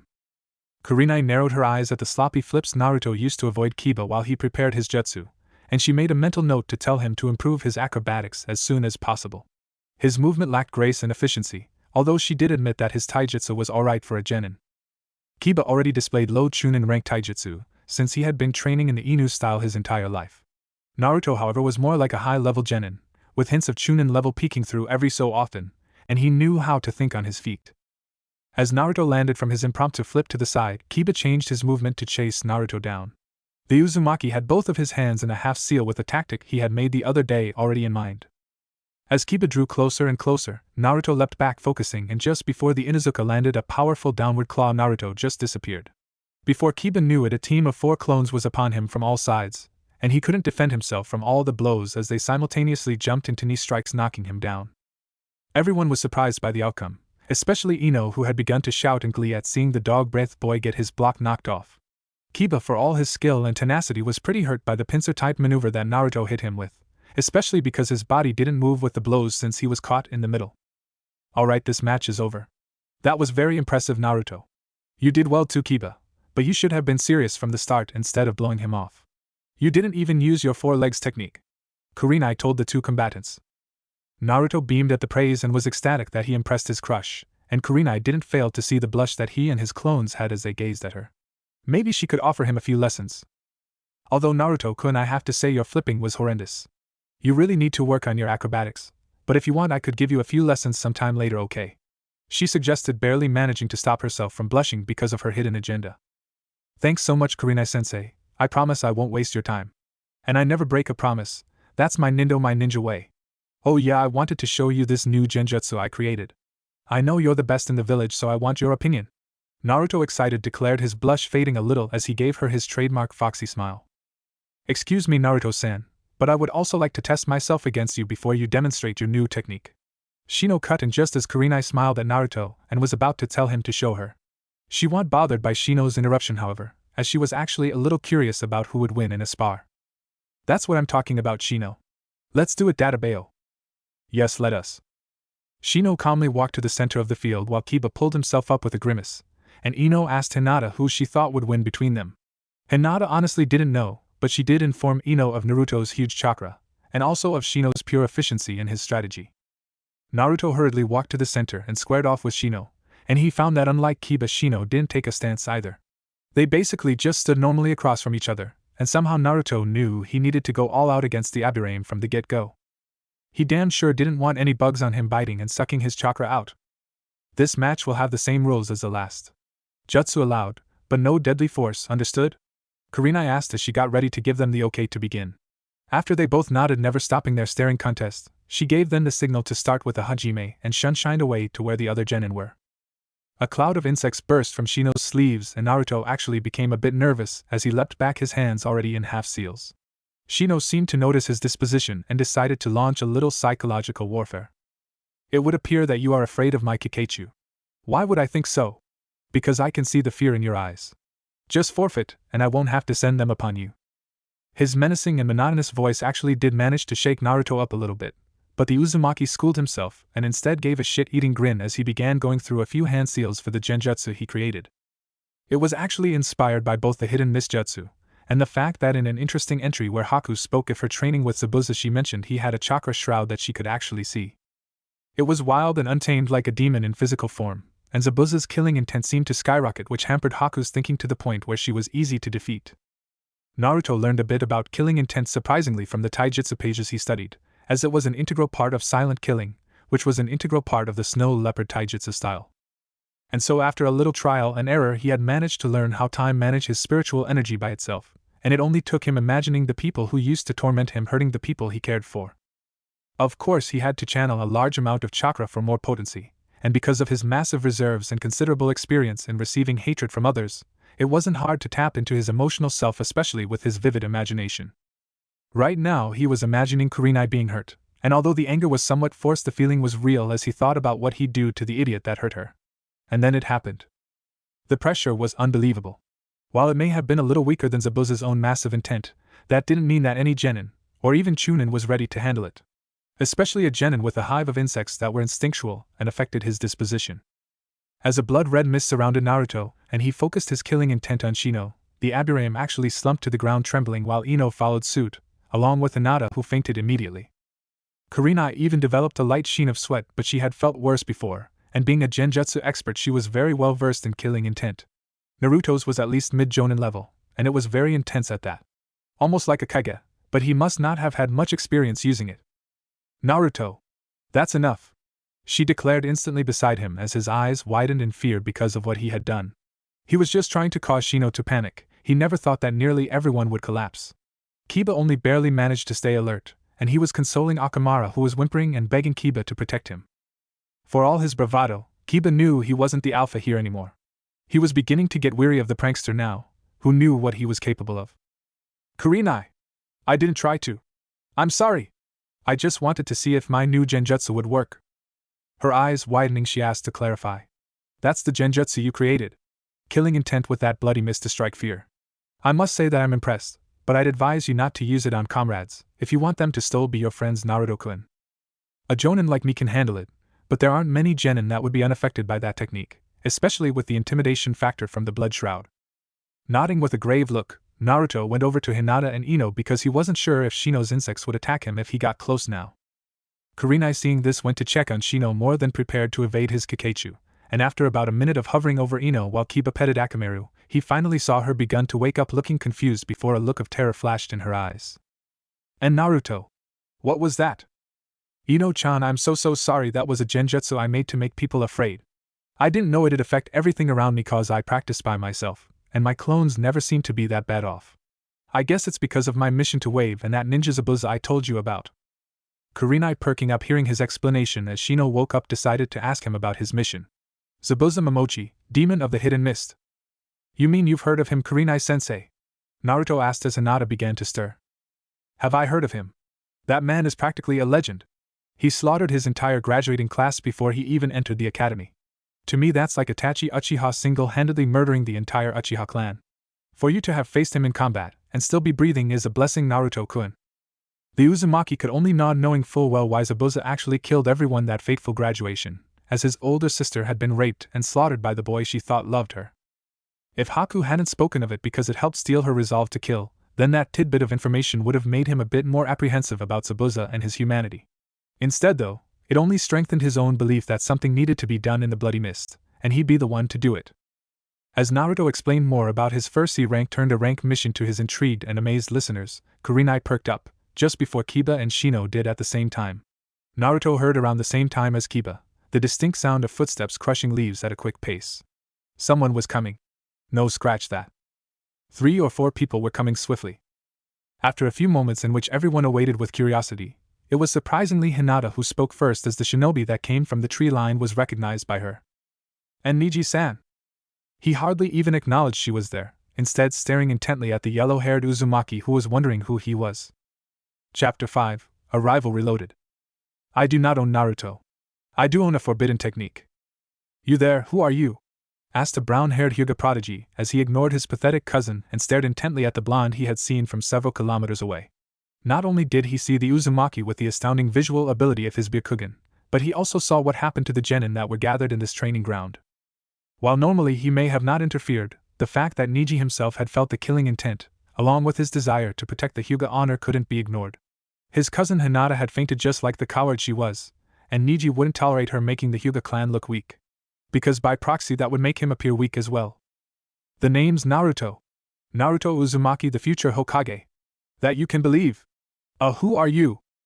Scowling at the blonde, he decided this Naruto had earned the right to know his name as well, not that it would help him. I am Neji Hyuga of the clan Hyuga. You say you wish to be Hokage Uzumaki? It's not just a wish, I'll become Hokage and then I'll protect everyone in the village Databayo. Naruto responded cheerfully. The blonde's cheerfulness would quickly be eliminated, however, as Neji spoke his next words while the Hyuga's teammates listened to the conversation. Preposterous. The only ones who will become Hokage were those who were fated to do so the day they were born.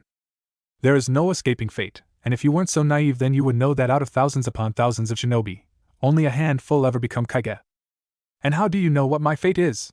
The last I checked you weren't Kami. Naruto spat, becoming enraged within seconds. Who did this guy think he was?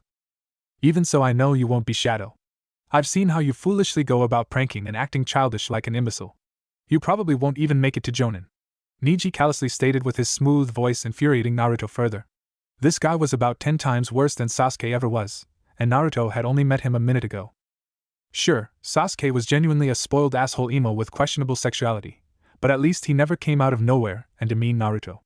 If anything, Sasuke was just antisocial, and surprisingly Naruto was probably the person he was closest to. Sadly ironic because they hated each other, but true nonetheless.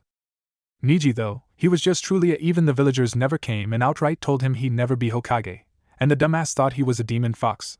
Neji most likely didn't know that, but he actually meant that from an unbiased point of view. It pissed Naruto off more than anyone ever had in his entire life. Still, he managed to smirk as he found a large flaw in Neji's reasoning. The talk no jutsu would soon be ending, but he still wanted a verbal victory before he beat his ass. If you've seen my pranks, then you would know that I regularly escape from the AMBU Black Ops, and I've been doing it since the first year in the academy. Being shinobi is about stealth, so if you're saying I lack ability, then prove it to me here and now. I'm more of a ninja than you'll ever be, asshole. Neji actually looked gobsmacked for a moment, which caused Naruto to smirk in victory at his logical words. The Hyuga's expression changed into that of unbridled rage, and no more words were exchanged before Neji dropped into the gentle fist stance, just as a tall spandex-wearing man with a bowl cut and huge eyebrows appears between them. Neji, your attitude is very unyouthful, and I won't allow this behavior or any harm to fall upon my eternal rival's student. Now let's get back to our training ground so we can stroke our flames until they blaze as hot as the sun. Eternal rival? Naruto asked, wondering what the hell this creepy man was talking about. Yes, my eternal rival and your sensei, Kakashi. He hasn't mentioned me to you. No. Well, I am Konoha's beautiful green beast, the one and only Might Guy. Kakashi and I have been rivals as long as I can remember, and I'm ahead of him in our contests with a score of 50 wins and 49 losses. Now Naruto could only look at the energetic man, completely awed with stars in his eyes, remembering how Kakashi had overpowered Zabuza on the bridge near the end of the battle with those vicious backfists. If this guy was stronger than Kakashi-sensei, well damn.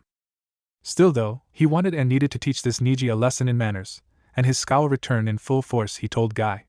That's awesome, Guy. I'll tell Sensei I bumped into you. We were all just sparring here anyway, so please let me fight against Neji. I can take care of myself. Smiling brighter than humanly possible with a twinkle on his teeth, Ago gave Naruto the thumbs up and loudly declared. How youthful of you to be training with others besides your team, young Naruto. I'll allow you to spar Neji, but deadly force is strictly prohibited, Let me make it clear beforehand so you'll both know. Nice, give me your word you won't try and kill each other, and I'll let you begin. Looking Guy directly in the eye, Naruto promised, even telling the Jonin his nindo like he had done earlier. Neji immediately nodded and promised as well, although he coldly stated that killing a failure like Naruto would only soil his hands. And just like that, the genin rivalry of the century had intensified even more, and no matter what Naruto vowed to tear Neji a new one. As he and the Hyuga quickly walked to the center of the training ground glaring the entire way, Naruto could faintly hear the discussion that the spectators were talking about. They were trying to seduce who they all thought would win, and it was Ino and surprisingly Kiba who had Naruto's back the most. At least as far as who they thought would win. Neji's teammate Rock Lee seemed to consider that Neji may not win because of the information he got from Ino and Kiba, who were both clan heirs. Shino didn't say anything at all, but he clearly was paying a lot of attention to Naruto's every twitch as the blonde took position. Neji's other teammate Tenten was adamant about Neji being the top genin in the leaf, and so Naruto resolved to just prove that wrong with his fists. Are the both of you ready? Guy asked, observing them both closely, especially Naruto. As the two enemies both nodded, prepared for combat, Guy signaled the start and disappeared in a burst of speed, arriving next to the other spectators before they could even blink. Guy wasn't the only one who disappeared, however, as Naruto's body flickered away since his hands had already been in the half-seal for Shunshin and the half-seal for Shadow Clones. Reappearing about 40 feet away from Neji, the Uzumaki decided to just demolish him with everything he had. He did decide not to use his bloody misjutsu, however, only because of his friends that were watching though. It would have been sweet to watch Neji curl up into a ball though. As 5 clones appeared, even Neji was impressed by what happened next, which is probably why he activated his Byakugan. 2 clones transformed into kunai, which Naruto took hold of. The other 2 transformed into crows, flying towards Neji just a little jerky in their technique. The last clone just disappeared in a body flicker, appearing a moment later behind Neji about 30 feet from the Hyuga. As the clone behind Neji went through hand seals, the crows were just getting within range, and when they were close enough they changed back into Naruto already attacking. The first crow came and transformed into a skid like a baseball player, and it rose up into a powerful jumping knee strike that Neji sidestepped with ease. The other crow came from above and to the side, transforming already coming down in a strong roundhouse kick aimed at the Hyuga's skull. Ducking under the assault, the jumping knee clone used the other clone's back to jump into 2 spinning straight kicks, but it was dispelled by the swift kick that Neji unleashed to intercept it. As Neji assaulted the second clone with a flurry of palm strikes, he only narrowly escaped the shaky water bullet that grazed his shoulder, causing Tenten to gasp in shock as Naruto actually landed a hit. Byakugan. And so Neji was now serious, no longer simply looking down at Naruto as a failure. No, Naruto was worse than a failure. He was a fool who thought he could defy fate, but that would be fixed very soon. His water bullet clone, a bit drained because of his pure chakra control, the doppelganger charged with its hands and half seals, causing Neji to examine its approach with shock. Then the clone disappeared in a flicker, reappearing in a poof of smoke as 2 more clones appeared beside it as it led the assault. Naruto stood by and observed, holding his kunai clones as Neji tore through their clone attack, using his fingertips to jab the outstretched arms and legs of his clones when they tried to land hits. So he attacked the arms as well. That wasn't good. Naruto could see that beating Neji wouldn't be as easy as Kiba, no, not at all. But it was possible. The thing was, he couldn't use smoke to obscure his vision like he did with Sasuke's team, and he didn't want to just overrun him with clones, although that was an option. He could probably end it right away if he used his bloody misjutsu, but his friends were around and he didn't want to scare them all off. Especially when Kurenai just told him he shouldn't use it on or around comrades. Even if he shone, Neji was too swift, and he'd be caught during the brief moment when he balanced himself. That basically left his kunai clones, crow clones, and the water bullet, since he assumed the hidden misjutsu wouldn't work if the Byakugan threw it. While he was curious to test it out, he didn't want to risk giving this asshole the advantage. Thinking quickly as Neji burst toward him at high speed, Naruto threw the 2 kunai at nearly the same time, and the knives flew through the air while he used half seals, once more frustrating Neji. The first clone transforming was dispelled as Neji evaded its side kick, white tapping it without even turning his head as he continued forward. The second kunai turned into a clone, throwing an overhead double fist blow, but Neji evaded this as well while striking it without looking. He was focused solely on the original. Too bad, for Naruto had a plan, with a backup just in case.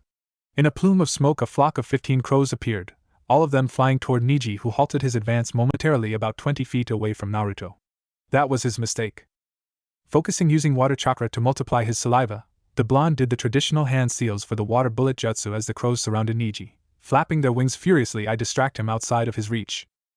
Half of them were struck by the lightning-fast strikes used, and firing another shaky water bullet, he watched in pleasure as it drew nearer and nearer to its target. And then he was sorely disappointed. Seeing the object rapidly coming toward him, Neji briefly gave it his attention, which was one way the first plan could have worked. Either the crows would distract Neji, and the bullet would hit, or the bullet would distract Neji, and the crows would swarm him from all directions while he made kunai clones to throw above and a few to Shunshin. As Neji spun his body around the water bullet, the crows instantly were upon him, but the problem was that they were blind because of the smoke from their own transformations. Neji didn't have that problem. The aggravated Hyuga was brutal and flawless in his decimation, sending flurries of strikes in all directions as he turned his body. All of the clones were annihilated, and Naruto frowned as he lost sight of the Hyuga inside of the smoke cloud while he used half-seals again. He was suddenly forced to leap away when Neji capitalized on the smoke cloud, and threw a brace of shuriken that would have sunk into his torso had he not dodged. Now everyone was getting nervous because of what could have been a deadly blow, although the Jonin reserved judgment knowing that the shuriken weren't aimed for the head, and even had they hit, more than likely it would have been non-lethal. Still, it was getting intense to be a genin match.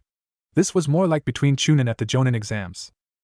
As Naruto rose from his roll after leaping away from the shuriken, he found Neji swiftly approaching at speeds formerly unseen during this bout, and he knew it'd be over unless he did it. How he didn't want to have time do it. "You are within my field of divination," the Hyuga prodigy declared as his stance lowered and his white eyes shined a bit. "Forbidden technique," Naruto darkly declared as a plume of smoke surrounded the two of them, and then everyone present was dumbfounded by what happened next. Neji was sent rocketing away in a jet of blood that exploded from his nose, and his airtime didn't end until he collided painfully with a tree trunk. Lee and Tenten's jaws hit the ground immediately, and even Guy looked like he thought he was seeing something that wasn't possible. Everyone wondered what the forbidden technique could have been, and since Naruto ended it resulting in another large plume of smoke and stepped out, no one would ever know. And Neji would never say a word. All of a sudden, as Ino ran over to congratulate him, the mini-me bowl-cut spandex shinobi approached Naruto with a look of pure determination, declaring, "I am Rock Lee, and because you have defeated my eternal rival Neji, I challenge you to a match as your new eternal rival." Naruto just smirked and cracked his knuckles as the boy dropped into his Goken stance, fire blazing in his round eyes. Chapter 6. Anything? I do not own Naruto. I do own a bagel without cream cheese, sad face. It started off with cracked knuckles, but it ended with cracks in various places on Naruto's skeleton. The blonde shinobi had bruised ribs, a dislocated shoulder, a contused elbow, and even a bad case of whiplash. That was his reward for facing the beast that was called Rock Lee. Ironically, his name was Rock, and Naruto felt like he had just been stoned by the entire Leaf Village. Twice. And the entire fight he hadn't really gotten close at all. After Ino backed away seeing that Naruto accepted Lee's challenge and wished him luck, well, let's just say Ino may as well been Tsunade wishing the Uzumaki luck. Naruto, not knowing Lee's skills, said immediately shine for distance, already creating 5 shadow clones to test the spandex-wearing monster. And then Lee was upon him. It didn't matter that he had doppelgangers in between him and the green beast, the shadow clones kept Lee back about as good as a sheet of paper. The ninja slammed a barrage of fists into Naruto, and he didn't know how many times he got hit at first, but he was sure it was at least 20 times. All in the face, arms, chest, and stomach. Lee was so fast and direct that Naruto didn't even know his clones in front of him had been hit before he was assaulted. To say the least, it was very humbling, and the leaf hurricane kicks Naruto was hit with were the hardest blows he had ever received in his life. But as crazy as it sounded, Naruto wanted a rematch. As his eyes cracked open to see nothing but white, Naruto automatically knew just where he was from the familiar smell of cleaning solution and death. The Konoha Hospital. Rising from bed, already using a hand seals to use a body flicker, the Uzumaki was surprised to see all of Team 8, along with Tenten, Guy, and Ino. His eyes wide with surprise, he grinned to all of them while standing up and said, "Great fight, Lee. Let's have a rematch after I train some more. How did you get so fast? Were you using Shunshin?" Everyone was taken aback at his nonchalant attitude, since they all kind of thought he would have been more hostile. The blonde was showing a lot of respect for Lee, and they all saw he was trying to better himself from his serious question. Naruto looked hungry for the knowledge, and the blonde seemed to eye Guy as well as Kurenai as if considering their ability. They could feel the respect flowing from him, and they all were endeared to his bright attitude. "No, Naruto-san, I can't use jutsu at all, and so I've dedicated myself to mastering taijutsu, and showing that hard work can pay off. Guy-sensei is the best teacher in the world to me, and because of him my flames of youth are scorching and only getting hotter." "That's awesome, Lee. Trust me when I say you'll show everyone how strong you are, and I know for a fact you'll be great. When I'm Hokage, you'll be my top Jonin database. But I have to ask, if you can't use jutsu, why don't you focus in shuriken jutsu too? If you combine that with how good you are now, you'll be unstoppable." Lee looked like he had actually been significantly moved by Naruto's statement, and he passionately replied with a nice guy pose. An excellent idea, Naruto.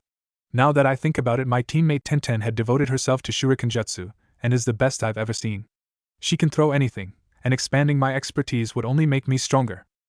When you're Hokage, I'll defeat every missing nin single-handedly with my hands behind my back, and I'll always keep you on your toes so that your flames of youth never diminish. Well, when I'm Hokage, there won't even be any missing nin because I'll have already beat all of them without even leaving the village. You better stay strong enough to give a challenge, or I'll assign you endless D ranks until you improve. As the two started declaring grander and grander feats that they would accomplish together, Guy actually burst out in a flood of tears that couldn't be contained within him. They all saw how serious the two genin were, and somehow they knew that both of them probably would accomplish what they were saying. Naruto had basically defeated Kiba, Shino, Ino, Hinata, and Neji consecutively, although Ino and Hinata had been indirect. While Naruto knew a win was a win as far as Neji was concerned, a large part of him didn't like the fact that he won with the harem technique. It was true what Gigi said, the jutsu sexy jutsu was deadly. But Naruto wanted to be strong like Lee and be able to use jutsu instantly. Then he'd be so strong he could test himself against the old man. Tenten, cutting into the conversation, feeling compelled to get to know Naruto for some reason, asked, "Say Naruto, are you interested in shuriken jutsu?" Turning to the brunette beauty with a foxy smile, he said, "Of course I am. I've been trying to learn to use needles for a while, but they're so damn hard to use. Are you any good with them, Tenten-chan?" He got his answer when a needle suddenly appeared in her hand out of nowhere, and he barely saw her hand move before it was sticking directly out of a mosquito that had just flown in the window. Naruto was completely enraptured by her skill, and no one failed to see the slight blush he had when he asked her with puppy eyes, "Ten-chan, won't you please teach me pretty please? I know. I can be a moving target for you by using my shadow clones, and I can work on dodging while you teach me how to throw. How about it?" Watching the bun-haired girl, while he failed to see the hint of jealousy coming from every other female in the room, Naruto nearly started bouncing around in happiness when she said, "Let me think about it. Yeah. This is great, it's exactly what I've been needing. Maybe you could help me pick up my weapons after we train. It's always such a hassle that I haven't been using my best techniques all the time." The Uzumaki thought Tenten had a familiar aura about her, like he already knew her, and he didn't really know why. He just knew that she was pretty cute, and he found himself wondering what she looked like with her hair down. "Awesome, let's get started as soon as possible if you can. Maybe we can do it around the time I meet with Kurenai-sensei and get my lesson. I can't wait. Hey Kurenai-sensei, when do you want to meet anyway?" The red-eyes Jonin found herself very happy Naruto remembered her offer, and she quickly told him with a beautiful smile that could kill. "Well, maybe we can meet around sunset tomorrow, Naruto-kun. That is if you're ready. Are you hurting anywhere? It's only been about an hour and a half since you fought." Rubbing the back of his head, Naruto quickly replied, "Yeah, Lee got me pretty good, didn't he? I can't let my subordinates be stronger than me, so I'll just have to improve until I can match his flames and surpass him. Don't worry though, I can already feel myself healing and I'll be fine by tomorrow morning." Kurenai, smiling and ignoring Guy's endless tears, was surprised when Naruto formally bowed to Shino, Hinata, and Ino, telling them, "I just wanted to say I'm sorry again for that genjutsu, guys. I still want to fight you, Shino, and I never got to see your real skill, although you did make me a bit nervous at first." Shino, straightening his posture a little, told Naruto, "Think nothing of it. Why? Because it is logical to assume that I may face something similar someday. I was going to ask you if you would show me how you did it, but only if you feel like you can reveal this knowledge to me." Naruto didn't even think about it before nodding. He would need Shino strong in the future after all. In fact, he was going to try and take a vested interest in every shinobi he met, since they'd all be working for him someday anyway.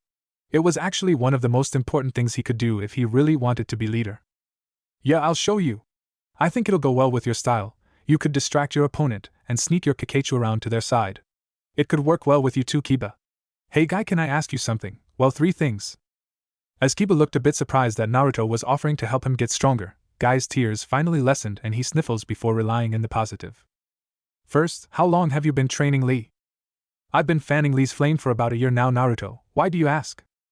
"It's just Kakashi-sensei hasn't really taught me anything other than tree walking, and he only did that so we'd survive our last mission.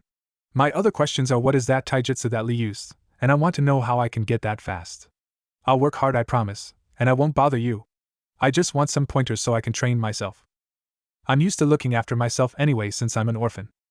There was an uncomfortable silence in the hospital room for a few moments, until Ino exclaimed, "You mean you got that good by yourself, in 2 months? You were the dead last, and you just beat last year's Rookie of the Year without even taking a hit. Bull cut aside, what you did was so cool, Naruto-kun." Blushing and smiling, Naruto replied. Thanks, Ino-chan, I've just been working hard like Lee-san. You know I can help you get better too, if you still want to train with me. Now Ino had a faint blush, and seeing her chance to tease, she quickly said, Geez, Naruto, asking me on another date him. You must really have a thing for your Ino-chan? Naruto couldn't deny he was turned on by the look she gave and her tone when she spoke, and the boy was only saved when Guy spoke up. Ah, such is the youthful flame of love. About your questions, Naruto, the taijutsu is called Goken, the strong fist. As far as speed, I just suggest you pick up some weights and train yourself to the maximum. Lee and we do hundreds of laps around the leaf in the morning as a warm-up, and then after a small snack we get to the good stuff. Feel free to join us in the mornings if you like, and I'll try talking to Kakashi about training you more seriously. Ino got a tick mark while Kurenai, Hinata, and Tenten glared at the girl while Guy spoke to Naruto. As the boy promised to start joining them on their morning exercises, Kiba also voiced his desire to join and not wanting to be outdone by Naruto. Then Naruto and Guy began discussing taijutsu, with Lee and Kiba joining, and Shino even said a few things. The bug user also decided to join in Guy's morning exercises, and while Ino kind of wanted to, she just couldn't imagine hundreds of laps around the leaf.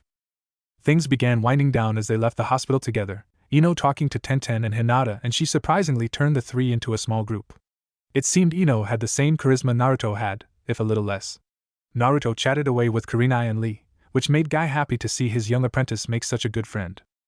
Lee almost had no friends at all, and even Neji and Tenten kept him at arm's length because of his quirks. Naruto didn't care, he just respected the boy's strength and was humble enough to ask for help and even give advice. After denying Ino, Tenten, and even a curious Shino information about his forbidden technique with the sweat drop present, Naruto invited them all to Ichiraku ramen, saying it was all in him. He was disappointed when Guy said he needed to train his team, much to Tenten's chagrin and disappointment. The bun-haired girl hadn't really gotten to talk to Naruto much, but she resolved to get to know him when they trained the next day. Kurenai also said she needed to get back to training her team, especially after seeing Guy's team in action. Naruto was a bit depressed when she told him to rest up instead of joining them because of his injuries, but he brightened up knowing he'd see her the next day. She even said she'd go to Ichiraku with him before her lesson. That just left Ino, but as if by some act of kami, one of her family members found them on the way and said her father was looking for her. Now it seemed he was on his own. After deciding to just shunch in there, he arrived a few seconds later in front of the stool that all but had his name etched into it. And Naruto-kun, is that you? How did you do that? And nice clothes. Looking into the familiar brown eyes of his older sister figure, I am Ichiraku, Naruto gave her his biggest, brightest smile and answered. Hey, I am Nei. It's a ninja thing, but I can show you sometime if you want. And thanks, it doesn't have a lot of orange besides the flames, but I kind of like it. Now let's get down to business here. How about 10 bowls of pork, and 5 bowls of miso to get me started? I couldn't help but blush a little as she went to prepare the ramen for the boy that was 4 years younger than her. When did he get so cute? Was it really just the clothes? Naruto seemed a little different somehow, like he had grown up suddenly and was more of a young adult than the boy she was used to. Maybe it was just her imagination.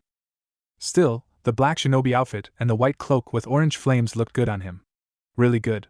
And the headband to the side sort of accentuated how unorthodox he was. Naruto was Naruto. After a few minutes of preparation, brought Naruto a few bowls to find the Rio already on the table with a generous tip, and Naruto scarfing his favorite delicacy down, she went and made the rest and kept them coming. She really didn't know where he put all of the noodles, but she was always glad to see how much he lived her cooking. As Naruto began digging into his last bowls, he suddenly stopped eating when he noticed something. Something troubling. In all the years that he had come to his favorite eatery in the Leaf, he had never seen any other customers besides Irika and Gigi. And that was only because they came here with him. A grim expression began to surface on his face, and who was watching him closer than she normally did, immediately noticed and assumed the worst. Naruto, is there something wrong with the ramen? Dad's not here right now and he's getting ingredients, but I don't think anything was wrong with the meat. No, that's not it, Nei, it's just I know I'm not the most liked person in the village, and I've never seen anyone here besides me. I think I've been bad for your business, and you're one of the most precious people in the world to me. Touchy too. You guys gave me food to eat when I couldn't go anywhere else, and I'd been hurting you without even knowing it. Aime's shocked look of recognition and horror instantly answered Naruto's unspoken question, and he knew he was correct in his assumption. He really should have known better. If the village hated him enough to vandalize his old apartment and deny him necessities to live, then they most certainly would take measures to put Ikaraku's out of business. The only saving grace for them was probably that Naruto ate so much ramen they could scrape by. Well, he'd be damned if he hurt them any longer. Naruto, don't talk like that. It's not your fault, and me and Dad have always loved having you around. Her words seemed to shake Naruto Blonde from his thinking, and Ayam was about to continue when the Uzumaki just up and vanished. And he left multiple bowls of untouched virgin ramen noodles. Now she was worried sick about him, and tears even found themselves in her eyes before she was surprised for the third time that day by her favorite customer. Or only customer. As Naruto appeared with a scroll and placed it on the counter, the ramen girl looked a bit confused until he pressed a hand to the symbol in the center, and she jumped back when it seemed to explode. Then the smoke cleared, and jaws went through the floor at the pile of Rio that seemed to have an otherworldly glow around it. Naruto, how much money is that? I didn't count it out, but it should at least be enough to let my family live it up. Don't worry, being a shinobi has its perks. I love you, Nei-chan, and I won't hurt you anymore. That's why I'm gonna tell everyone that you guys have stopped dealing with me. Then you should get more business. Naruto, we can't take your money, and Ichiraka wouldn't be Ichiraka without our favorite blonde around. What money?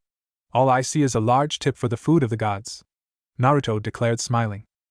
Ayam just stood and stared at the boy for a while, before a large grin plastered itself on her face, and she came around the counter and hugged the surprised knucklehead.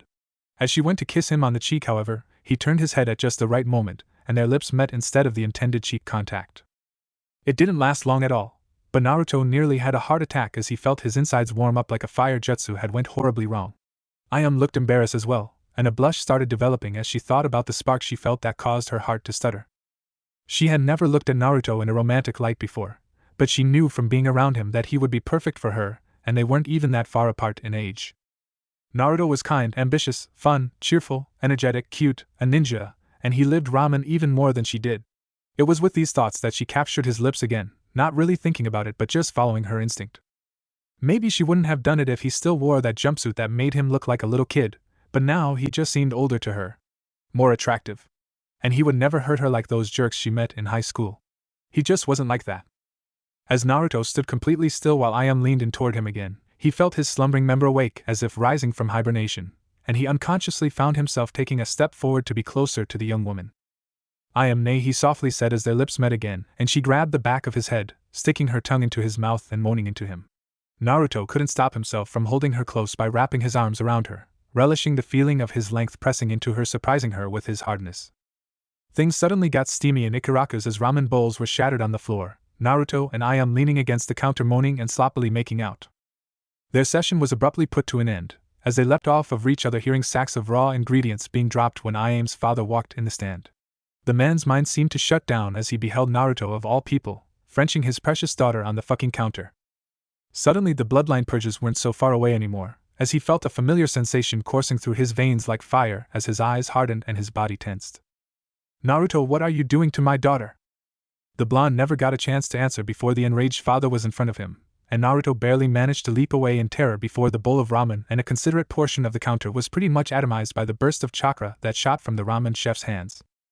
Flickering away, looking like the Shinigami had just busted into the room, Naruto's first thought was how he probably could never come back to his favorite place in the leaf. Dad, what are you doing? Damn it, I kissed Naruto, he didn't do anything. Look at what he did for us. Ayam screamed with tears forming in her eyes. And Tucci saw it. The pile of Rio that was more than he had ever seen in one place in all his long life. Leaving Water Country hadn't been easy all those years ago, but it was something he had done when his wife had suffered death instead of him. And it was all because of him. He never asked to be born the way he was, and deep down he felt that in a way the purge may have been justified as far as his blood went. The power that came from his hands could only kill, nothing could be crafted or created from it. When his wife had died because of Ayam displaying their rare ability, he had massacred everyone in the proximity in order to save his daughter and to avenge her. And why did she have to die? Because he was too afraid to tell her of his trait. He had never been a ninja, but the instinct.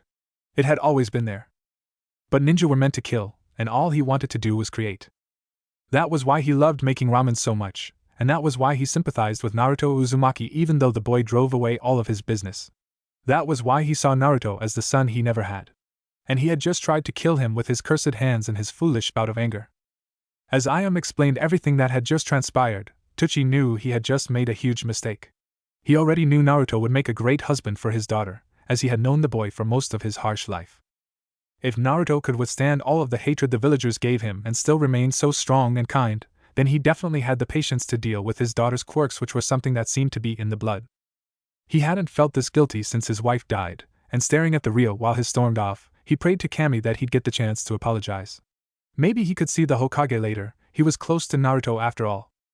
As Naruto appeared in his apartment suddenly, all the clones that were reading through the bingo books like fiends suddenly looked up to him with peculiar expressions before dispelling. Coughing as the smoke entered his lungs, Naruto made a mental note to eliminate the smoke from the technique, as well as his transformation. While it had its uses, the noise and smoke could be a hindrance, like his fight Neji when he lost sight of the Hyuga. The memories rushing back to him, Naruto's eyes widened as he fit the information he had been waiting for his entire life. And he was angry. Flickering away once again, a few moments later he reappeared in front of the Hokage's desk, already slamming his fists down as Anbu surrounded him with swords drawn the same instant. "Damn it, Gigi, why didn't you tell me about her?" Naruto screamed at the top of his lungs with a dangerous glint in his eyes. The Hokage, for all his prowess, was actually a bit shaken by the raw emotion Naruto displayed, his blue eyes watery with confusion and looking betrayed. "Who, Naruto?" he asked, giving the Anbu a signal to leave the office and secure the perimeter, and they left immediately without question. "My mom, Kushina Uzumaki." The Hokage seemed to age about 20 years within a single second, and the man sighed deeply before explaining himself. "It's not that I didn't want to, or I wasn't going to, Naruto. Your mother was both the heir to Whirlpool and a renowned kunoichi who had many enemies during the war. The fact that she was an Uzumaki skilled in Fuinjutsu made her a top target to Kumo and IWA, since they banded together to destroy the Uzumaki clan in a time of peace. If they ever found out you were her son, then they'd surely send assassins for your head, or they'd try and kidnap you to use you to revive the Uzumaki in their villages. So what? You could have at least told me about her, and what she was like. You could have taken me in and trained me in sealing, instead of leaving me to think I was just some unwanted orphan with no family. I had to find out about her from an old bingo book I got from a ninja that tried to kill me." Sarutobi flinched badly from the boy's cutting words, knowing full well that he should have done those very things. There was nearly nothing he could do to make it up to his surrogate grandson, and as he seemed to age even more, he sadly told Naruto. "I can't tell you how sorry I really am, Naruto. This old man has made many mistakes, and you're right, I didn't train you because of my duty as Hokage, and I'm always so busy doing this cursed paperwork I never was there for you like I should have been. Please forgive me." Naruto seemed to calm down a bit at Hiruzen's disheveled appearance and somber apology, and with a look of confusion he bitterly asked, "Paperwork? I could take care of this paperwork without even having to touch it with my own hands. Don't tell me you don't know how." Instantly the Hokage leapt across the desk with a look of desperation as he grabbed Naruto's shoulders, taking in his changed appearance, and instantly being reminded of how Minato always was able to defeat the bane of his existence. Apparently Naruto knew the secret as well, and using his version of the puppy I know jutsu, the Hokage begged him. "You know how to kill these papers. I'll do anything, just please tell me how." Taken aback by the abrupt display of insanity, Naruto quickly turned this to his advantage with a peculiar look, and replied, "Anything you say. Anything, just tell me and it's done." The next day, walking to meet Kurenai, Naruto was ecstatic about the lesson he'd be receiving, and his clones were at his home studying everything he got in exchange for the assassination of the Hokage's greatest enemy. Not only did he find out who his father was, but he also learned a ton about his parents from Gigi, who he decided to forgive. Naruto now had a book on sealing by his father, his jutsu scrolls, his mother's summoning contract, the letter that she left him before she died, and the old man had even promised to help train him after he told him about how the other Hokage fought. He also was told everything about the other Jinchuriki the Hokage knew from his spies, Yagura included. Naruto would even be allowed to learn one of the Tobirama's own S-rank water jutsu he left behind, the explosive bite of the water dragon. Now all he had to do was train. Chapter 7, For Kama's Sake. I do not own Naruto. I do own the Itachi Uchiha God mod for Ninja Storm 4. Check it out on YouTube, it's orgasmic. As the last of the Uzumaki slowly made his way to meet up with his Jonin crush Kurenai Yuhi, he couldn't help but notice the different responses he was receiving from the usually apathetic villagers. He had just came from his first training session with his fellow genin Kunoichi Tenten Higurashi, or Ten-chan as he called her. The few hours that they trained were very enlightening to Naruto, as he learned that the girl truly was the best of the best in the art of shuriken jutsu. And learn he did. Tenten's weapons fetish transcended the bounds of sanity, as once she was able to finally cut loose, Naruto had never seen his shadow clones so terrified in all his occasions of using them.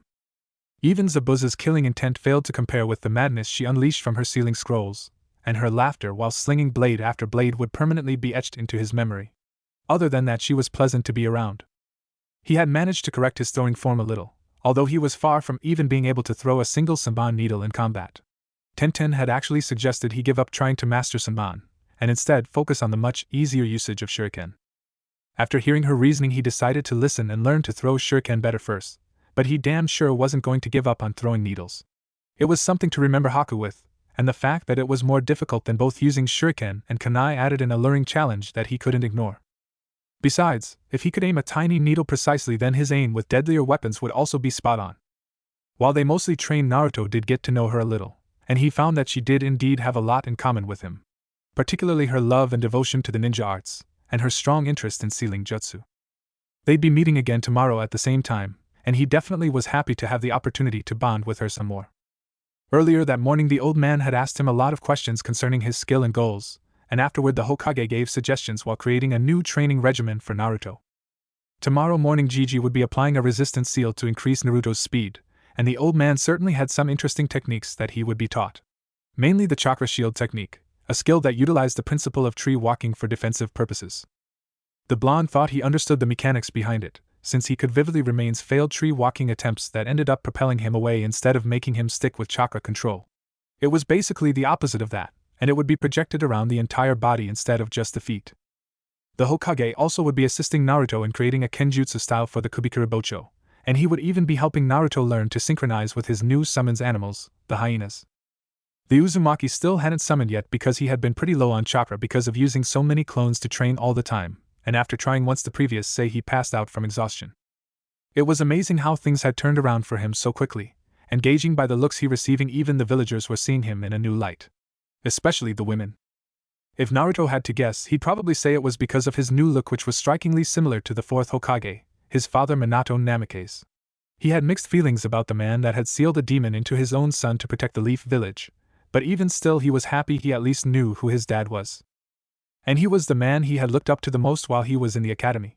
The villagers seemed to see the close resemblance, and while a few were too shocked to even speak, a few of the more vocal ones had seemed to think the demon was invoking his image, as they so eloquently put it. But the ladies, well, even Naruto had begun noticing the looks he was given were those of lust. And as stated before, he wasn't the sharpest knife in the drawer, but he was getting better. Regardless of all the attention he seemed to now effortlessly be getting, his mind was on his goal. Hyuga. After being shown the Three Tails Jinchuriki's picture, Naruto couldn't have been more surprised at how young the Mizukage was, and learned that he was both the youngest Kage in history and the only Jinchuriki Kage in history. And so the one-sided grudge had deepened into something that couldn't be described with mere words. Only bloodshed would suffice. Hyuga had spat on everything that Naruto had dreamed of, and therefore had offended Naruto more so than even Neji could ever hope to. That was what drove him to get stronger now, and so even while he himself slept he had clones out and about training or studying. Finally arriving at training ground right as the evening sun descended behind a beautiful orange-tinted cluster of clouds, Naruto briefly wondered if Shikamaru was watching the cloud formation as his instructor in acrobatics sauntered to where H was waiting. He only barely restrained the gasp as he took in her appearance, the dimming light seemingly to glow around her as if it was a genjutsu. There was no way she could have been that gorgeous naturally, and yet there she was in front of him. A humongous blush appearing as Kurenai made herself known, Naruto tried and failed to suppress it, and just opted to greet her with his biggest foxy smile. "Hey Kurenai-sensei, it's good to see you didn't forget about me. It's beautiful out, isn't it? I mean, look at all that orange." Kurenai couldn't help but blush, catching what Naruto was about to say before he caught himself and changed the subject, and she examined the sunset as he was doing, since he seemed to be trying to avoid staring at her. She wouldn't have minded if he did stare, no, not at all. "Hey Naruto-kun, it's good to see you too, and how could I forget about my favorite genin in the leaf? I swear when you pranked the entire Hyuga clan and scattered their underwear around the village, I never laughed so hard in my life." Recalling that legendary incident made the blonde chuckle in nostalgia, and after the two made small talk about a few more of his infamous pranks, he decided to tell her. "Say sensei, I know I said I'd treat you to a Chiraku ramen, but I was thinking we could go somewhere else instead. Maybe you know a good place." She only barely caught the tinge of sadness that he let slip as he mentioned Ikaraku's, but since she was aware of the treatment he received around the leaf, she decided not to push. Besides, she had the perfect tea spot for them to go to after her lesson, and she was sure he would enjoy himself. "Actually, I know a perfect place for us to relax at Naruto-kun. Now are you ready for our first lesson?" Seeing him nod, she inwardly smirked and started things off by telling him stretch, being sure to give him a thorough demonstration by arching her body as if about to flip backward on both hands. While Naruto vehemently opposed perverts and unusual denied any thoughts from festering, the sight of Kurenai bent over backward was enough to nearly make his nose gush his precious red life fluid. A tent made itself present in his pants almost instantly, and now he found himself in a debacle. If he bent over backward as well, it'd be the most conspicuous embarrassing thing ever, as he was sure that the Jonin would take notice. It was with these thoughts that he quickly excused himself, saying that nature called and the only thing he could do was envision a steamy bowl of ramen while he stood behind a tree to distract himself while he calmed down. Little did he know that Kurenai already knew what she had done to him, and the kunoichi was smirking in triumph at the reaction she got from him. Over the course of an hour or so, Naruto seemed to need to relieve himself several more times after the first, but he did manage to improve his movement in that short time. Kurenai had fixed his form so that he now did the basic backflip on his hands, and front flips in which his hands didn't touch the ground. As far as his side movement, he just did simple cartwheels, and he also spun around, which granted him swifter agility, spin like Haku or Tobirama side movement in Ultimate Ninja Storm. After Kurenai was satisfied with his progress and made sure his form didn't slip back into the sloppy technique that it was previously, the two ninja made their way to a restaurant that Kurenai was familiar with. Naruto admittedly was extremely nervous, and it actually wasn't for the reason one might assume when you're going out with the Ice Queen of Konoha. His apprehension stemmed from his terrible treatment, and he didn't know if the restaurant would even let him in at all. With all the glare he was getting, he wondered why Kurenai would even risk being seen with him. He didn't know for sure, but he thought she was old enough to know about the Kyuubi, and even if she didn't, she was observant enough to notice his harsh treatment. She didn't seem to care, however, and as they made small talk during the brisk walk, it was amazingly easy to keep conversation with her. They mostly talked about genjutsu, and Naruto also talked a lot about why he wanted to be Hokage. Why he would be Hokage. She seemed to be pleased and impressed with his changed reason for desiring the esteemed position, since she told him that protecting the village was a fine reason that spoke of how noble he was. She even said she believed he could do it, which was honestly a new experience for the Uzumaki. The only others that believed in him like that were Lee, Iam, and Tuchi, and maybe the old man. Juju did always say Naruto was like the will of fire incarnate, and he also said the most important thing the Hokage needed was the will of fire. As the Leaf Ninja reached their destination, Kurenai paused outside of the humble establishment with a smile that spoke of good memories and turned to Naruto, telling him, "Well, this is it. It's just a little hole in the wall, but they have the best sake in the village to me, and I've tried pretty much everyone's. I'm sure you'll like it here, Naruto-kun." "Nani, sake? Aren't I too young to drink that stuff?" "Well, you did say you're almost 16, which is drinking age. Besides, we're ninja. If you can kill, I think you should be able to enjoy a little buzz, right?" Looking into the warm eyes of his crush as she smiled gently at him, Naruto just nodded and gave her a smile of his own as they entered the place called the Drunken Shadow. It was a dimly lit place that seemed to have a theme of warm colors that were illuminated by firelight. There were several booths that went along the back of the eatery for privacy, and there was a long bar in which several shinobi were sweated enjoying their downtime. The bartender didn't even look up from cleaning his saucers as Naruto and Kurenai walked to an empty booth silently, and quickly taking his seat and settling into the corner of the booth, Naruto made sure he couldn't be seen by the tender. He just wanted to blend in and relax for once, and thankfully nobody seemed to distinguish him, most likely because of his changed appearance. He did look very different than when he dressed in that horrendous tracksuit after all. "Wait here and I'll be right back, Naruto-kun. Now let me see what to get. As Kurenai left talking to herself, considering what kind of liquor she'd get them, Naruto couldn't help but watch her switch and admired her beautiful legs that could have belonged to a goddess. It didn't take her long at all to score some of her favorites, and since it was Naruto's first time, she made sure to get a few different varieties that she had loved from her prior experience in wine tasting.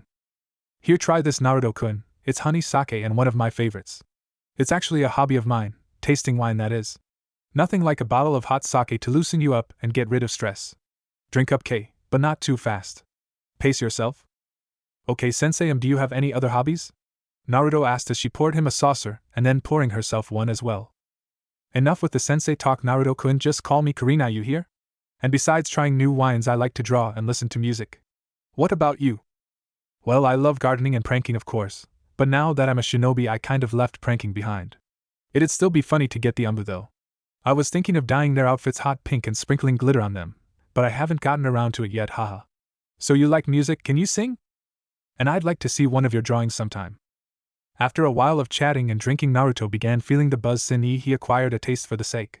Especially the honey sake. He ended up giving Kurenai a healthy amount of Rio to buy more of it, and the lightheadedness of being inebriated gave him a happiness and warmth that was only strengthened by being with Kurenai and getting to know her better. But all good things must come to an end. "Oh, you want to touch her? Well, how about I touch you instead, bastard?" Suddenly a man of at least 200 pounds was tossed across the Drunken Shadow like a rag doll, and what was truly ponderous was the fact that no one seemed to give a shit. It was like it was a normal occurrence, and trying to see what the commotion was all about, Naruto examined the woman closer while expecting her to be ejected for her disturbance. She had purple hair and a spiky ponytail, a tan trench coat, and she wore a mesh bodysuit with an orange miniskirt that didn't hide any of her impressive bust. As far as the restaurant went, Naruto was immediately reminded of that bar scene in Star Wars when Obi-Wan killed that alien and everyone stared for a second, then just turned back around like nothing happened.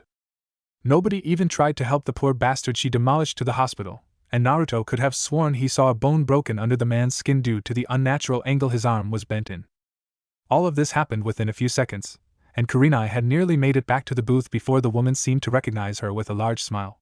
Kurenai, for all her ability as an elite jonin, looked absolutely horrified for some reason. "Hey Nai-chan, what's up witcha?" Inwardly cursing her luck since Anko saw her despite her trying to use the booth as cover, Kurenai greeted her best friend and fellow kunoichi Anko Mitarashi, who somehow had pulled a stick of dango out of thin air and ate it in one nutritious even chewing. Then, to Naruto's horror, along with several other males in the vicinity, she chucked the skewer, sinking it into the unconscious man's groin without even looking. Hearing the pain moan, Naruto winced, as did several others, and Kurenai, seemingly unaffected, just sighed and closed her eyes incredulously at her friend's behavior. Then Anko, who took a bottle of Naruto's wine, drank straight from the bottle before noticing him and asked, "Hey, what's up with Blondie? I thought you were dating Asuma. Guess he didn't have enough balls, huh, so you went and got a boy toy him?" Kurenai just rubbed her temple as she tried and failed to calm herself down, and Naruto, being shocked beyond belief at this woman's brazen personality, exclaimed, "Hey, don't talk to Kurenai-sensei like that, you crazy lady! And that's my sake, dammit!" Smirking and taking another exaggerated chug, Anko looked to Naruto and told him, "And? You obviously got enough to spread around, shorty, and besides, I'm thirsty after a hard day's torture." Now Naruto was getting pissed. Nobody insulted his height like that, and who did she think she was taking his drink that he just bought? "Hand over the bottle and we won't have a problem, and I'm not short, I'm 5 feet 6 inches, dammit. Who do you think you are, coming here and taking my stuff and talking shit, you psycho?" Now the woman was perched on the tabletop exactly like Naruto had done so long ago when he got in Sasuke's face when he was in the academy, and little did he know the result would be exactly the same as before. "I'm Anko fucking Mitarashi, Konoha sexy deadly jonin kunoichi assassin extraordinaire Gaki. Who the hell are you?" Now several other customers in the restaurant began inching away from what was sure to be a terrible, terrible murder scene as Naruto stood up face to face with Anko, and with a glare of enormous magnitude he declared, "I'm Naruto Uzumaki, future Hokage, and you better believe you'll be doing nothing but D ranks when I'm your boss, you damned." As a dish broke in the booth behind Naruto, the drunk blonde stumbled forward in surprise, and suddenly he tasted dango and liquor as his and Anko's lips smashed together. Now people started to rush out the establishment like a bomb threat had been called in by Deidara himself, and time seemed to stop as the two just kept still with their lips locked for what may have been years. And then Anko moaned. "Anko!" As the assassin turned her head to Kurenai, she saw the look in her eyes she had only seen once before in life. The look she had seen right before the genjutsu that had scarred her mind for months. The genjutsu that still sometimes haunted her dreams to this very day. Leaping away as Kurenai finished her lightning-fast hand seals, it was instead Naruto that took the brunt of the deadly attack. "My eyes!" Blood flowed from his eyeballs like Itachi using Mangekyo as he beheld the image of a naked guy making out with the wrinkly form of the Hokage. Naruto slumped to the ground and appeared to killed in action. If only things would have been that easy. Chapter 8, Gold Edition. I do not own Naruto. I do own 10,000 souls. The Uzumaki clan were once a clan renowned not only for their fuinjutsu prowess, kenjutsu, and special chakra, but also for their indomitable will and spiritual fortitude that had no equal. Perhaps this was why Naruto never gave in to the hatred during his rough life of solitude and sadness, and this also may have been the reason that the blonde didn't commit a suicidal act because of his most recent traumatic event. Or maybe his mind just erased the memory of that horrid genjutsu in a desperate bid for self-preservation. Regardless, the young Uzumaki heir was most fortunate. Most fortunate indeed. This fortune was manifested when the Hokage finally arrived and he didn't automatically vomit his breakfast of instant ramen, bacon, and eggs, or his trademark breakfast ramen. "Hey Gigi, good morning. It's about time you showed your old coot, now let's get to summoning." Naruto had awoken early in the morning, barely remembering the day before, although he did recall his date with Kurenai and kissing some crazy Anko chick accidentally. He also still retained his acrobatic lesson, thankfully, since that was the main reason he met Kurenai in the first place. He didn't know why, but he had the strangest dream of seeing the Hokage and guy making out, but with the way he obliterated this vision, at least he came out relatively unscathed. His eyes hurt for some reason though, and he wondered how he made it home after getting drunk. He didn't remember parting ways with his crush, but he figured she must have shined him home or something. "Good morning, Naruto. Yes, let's begin. I have some arrangements that need to be taken care of later, so I'll be leaving you to your own devices after a while." What Naruto didn't know was that those arrangements involved peeping like a certain Sannin spy master, but he didn't know couldn't hurt him. At least not yet. Do you remember the 5 hand seals for the summoning? Already on the second hand seal as the Hokage asked the question, Naruto finished the short sequence a bit slowly but correctly nonetheless. Slamming his hand to the ground and watching a sealing array manifest immediately, he focused on channeling an adequate amount of chakra and waited expectantly as a large plume of smoke exploded nearby. When the smoke cleared, it was obvious he was ecstatic at the results. There was a large black and gray 4-legged creature that he recognized as a hyena, although he thought it looked a bit like a wolf as well. The most distinguished features was the summon's red eyes, an impressive stature since it stood about the size of a pony, but a little smaller, might on a Pokemon. As his summons turned and looked at him with an examining eye, Naruto was surprised when he heard a considerably feminine voice that seemed to come from nowhere, as its red eyes glowed a little. "I am Mai of the Hyena clan. Who are you, human, and why am I here?" The blonde's eyes widened a bit, but at least the Hokage had previously explained that most summons could communicate in human language, and deciding to try and make the best first impression possible, Naruto declared with a smile. "I'm Naruto. Naruto Uzumaki, and your new summoner. It's nice to meet Mai-chan, and I wanted to learn how to work together with you. Naruto Uzumaki. My family hasn't been summoned by an Uzumaki for many years, and my mother has said that her partner was Kushina Uzumaki. Do you know of her?" Naruto, getting a bit depressed, responded almost immediately, informing her. "Yes, she was my mom, but she died when I was born." "I'm sorry to hear that. It is most unfortunate. My mother held her in high esteem, and she brought my clan much glory. Her prowess was legendary, and as her son I assume that you are also capable as well. I will assist you in any way I can, but if you don't mind, could you give me some barbecued meat when you call upon me? I've been curious about it ever since I was just young, and my mother spoke so fondly of it." "Sure thing, Mai-chan, I'll get you some right now, in fact." Naruto beamed, creating a shadow clone with a half seal. As the clone flickered away after Naruto gave it some ryo, Naruto, turning to the Hokage, asked him, "Alright, so what now, Gigi? You gonna summon a monkey or something, right?" "Correct, Naruto. However, why don't you ask Mai-san what abilities she has first? That way we'll have a place to start in understanding how you can work in tandem with her." Nodding his head in agreement, Naruto voiced his question, not knowing what to expect at all. Mai then answered, "My expertise lies in the art of illusions and tracking, along with crushing bone without breaking the skin with my teeth.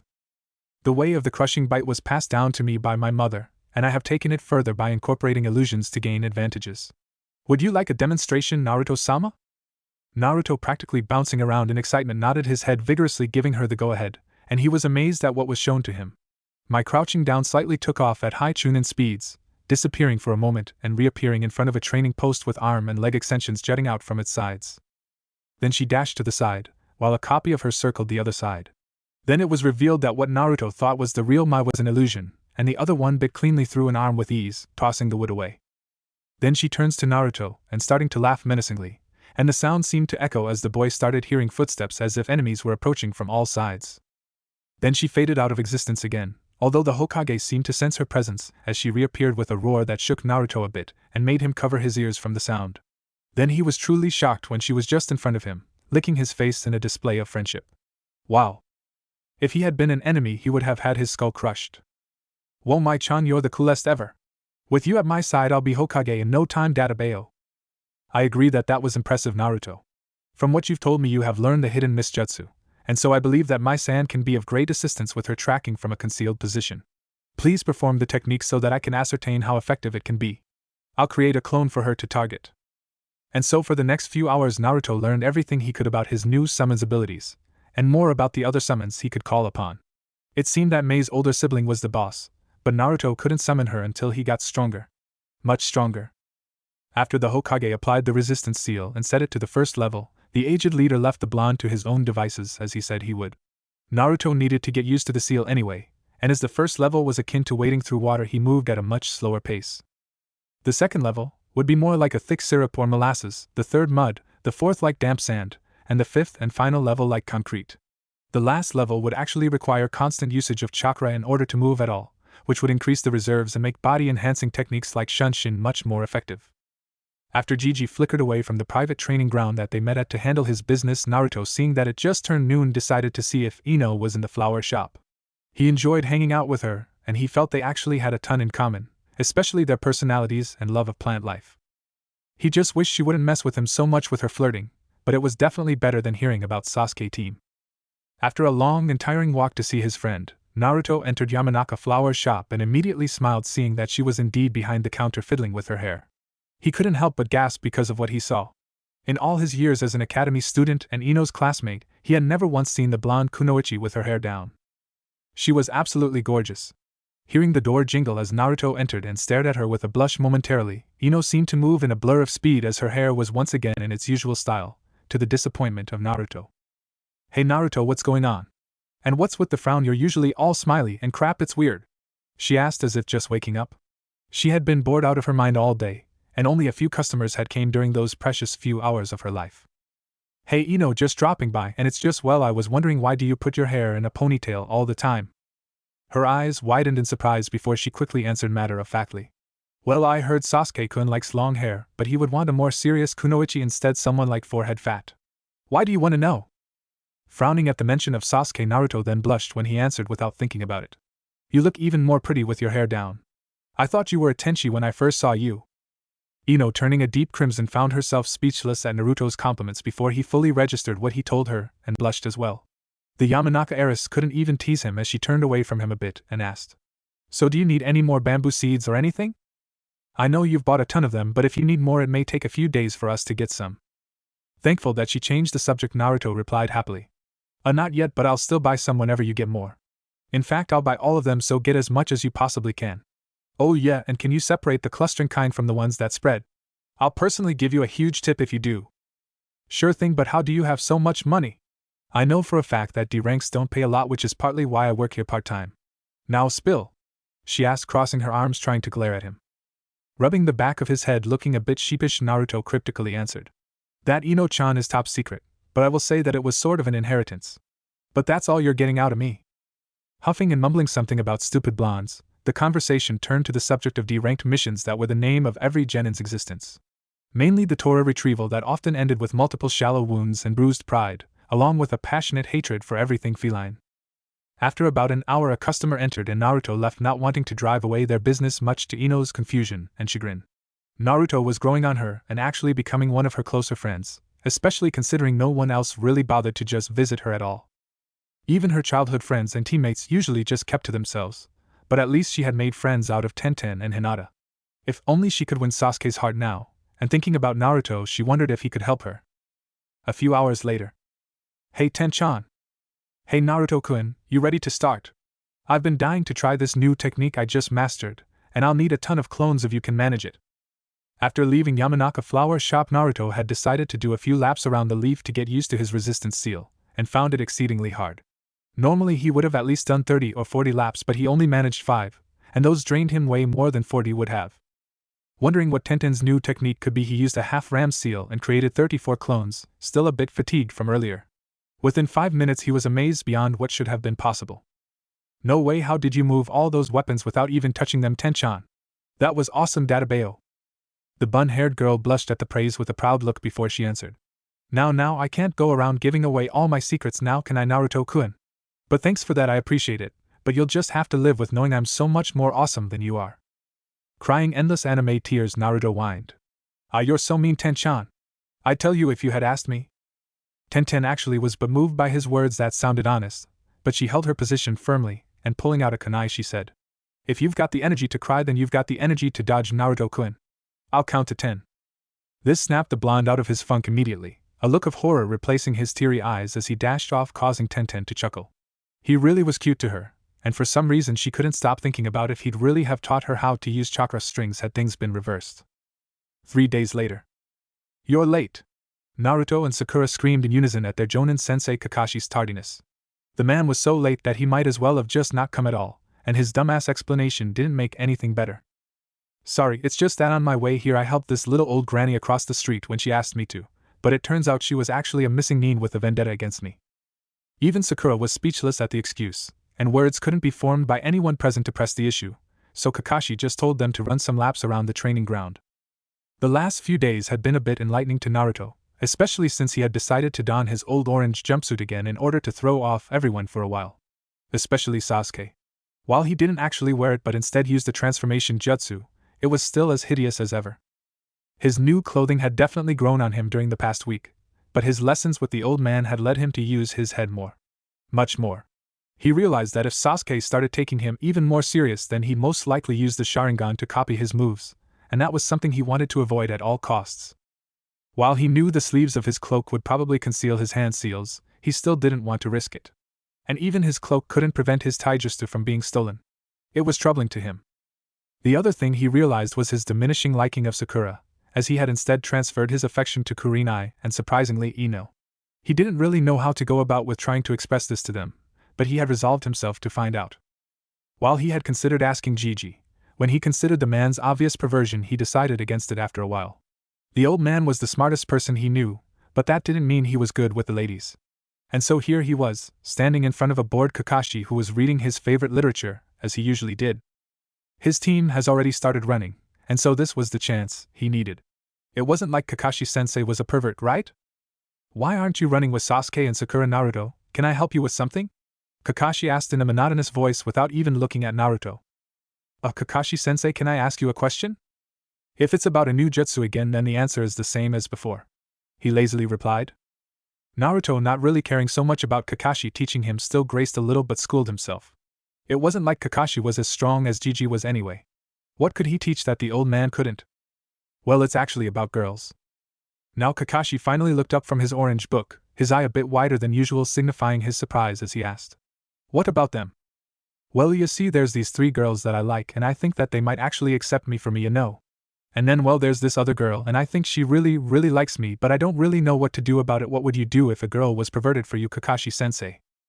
Naruto explained seriously and paying rapt attention, waiting for his teacher's response. The Uzumaki was a bit surprised and confused at the girlish giggles Kakashi released at his last question, and even more so when after a moment of silence the jonin reached into a pouch on his hip and pulled an orange book like the one he was holding. "Usually I'd never do this, but I couldn't live with myself if I didn't help my cute little student with something like this. This book will teach you everything you need to know, Naruto. Just read from the first page and lose yourself in the story. Trust me, don't skip or peek to the ending, and you'll learn everything you'll ever need to know about women. Just be sure to bring it back when you're finished, alright?" The jonin was taken aback when Naruto quickly hugged him with a thanks and an appreciative smile before dashing off a bit slower than usual to join his teammates. The silver-haired copy nin could only think one thing. Maybe I should do a little research like Jiraiya-sama and see if I can help with the next issue. I could probably even get an early release. Then the jonin started giggling hysterically, thinking about early release. Later that night. "What is this?" Naruto screamed before rocketing out of his house, crashing through the living room screen door. Kakashi was the worst pervert of them all if he read this all day. He had to admit, though, the plot was actually pretty good, but he didn't expect anything more than kissing and stuff. But this was Ika Ika the Freak Attack Gold Deluxe Edition with bonus content. 135. Chapter 9, Challengers. I do not own Naruto. I do own some Pringles. After a month of deathly silence that seemed to permeate within the Hidden Leaf Village, ask any one of the many citizens and they'd all tell you they were scared shitless. Why? Because of the drawn-out absence of one Uzumaki Naruto. The blonde-haired prankster that was a known menace to society had been avoiding any unnecessary contact with human life during these past few weeks, to the point where he didn't even train with Tenten or visit Ino at all. He still jogged in the mornings to condition himself, but it was always alone. And to him it was for a very good reason. Well, maybe he had been taking it overboard, at least that's what he occasionally mused to himself. But he just couldn't find it in himself to face anyone while he sorted through his thoughts about what he now knew. He was far too embarrassed. Sure, being left alone all your life and ostracized to the point of not really knowing what sex was definitely not a good thing, but with what he learned it was like his entire world had turned upside down. He was a devout anti-pervert notwithstanding his sexy jutsu and harem technique creations, and even when he had researched in order to make them more effective it hadn't been out of lust or anything like it. He had just remembered an occasion in which some guy literally was launched away because of a prank he pulled on the hot springs. During the past month, besides training, he had been painfully slowly reading through Ika Ika the Freak Attack, taking in the story in butte-sized pieces so as not to die from blood loss and shame. The novel had been surprisingly enrapturing, the main character being a self-taught warrior that tried to win the heart of an alcoholic woman that he had always loved. It started off so innocent, with him trying to do everything possible to capture her attention, just like he did for Sakura before. Eventually, however, he found that nothing he did ever worked, but in trying to impress that woman he actually impressed many other women, who all tried to become his lovers. In the end he couldn't choose, but the woman that he loved ended up in danger, and after he saved her she fell madly in love with him. It was just all the smut in between, and the pictures that left nothing to the imagination. He honestly didn't know what to do besides thank Kakashi-sensei for actually helping, as he actually did learn a lot, and not just sexual positions and dirty talk. Whoever wrote the book must have been a very smooth talker, as many of the conversations within held tidbits of charismatic personality in the way of seduction that Naruto wouldn't have ever thought possible. It was like if you wanted to pursue someone, then just do it. And if someone was interested in you, give them a chance. Life is short, and so even if a bond was short-lived, if it ended on positive terms, then it was well worth it. Drink your sake, travel the world, meet new people, enjoy yourself.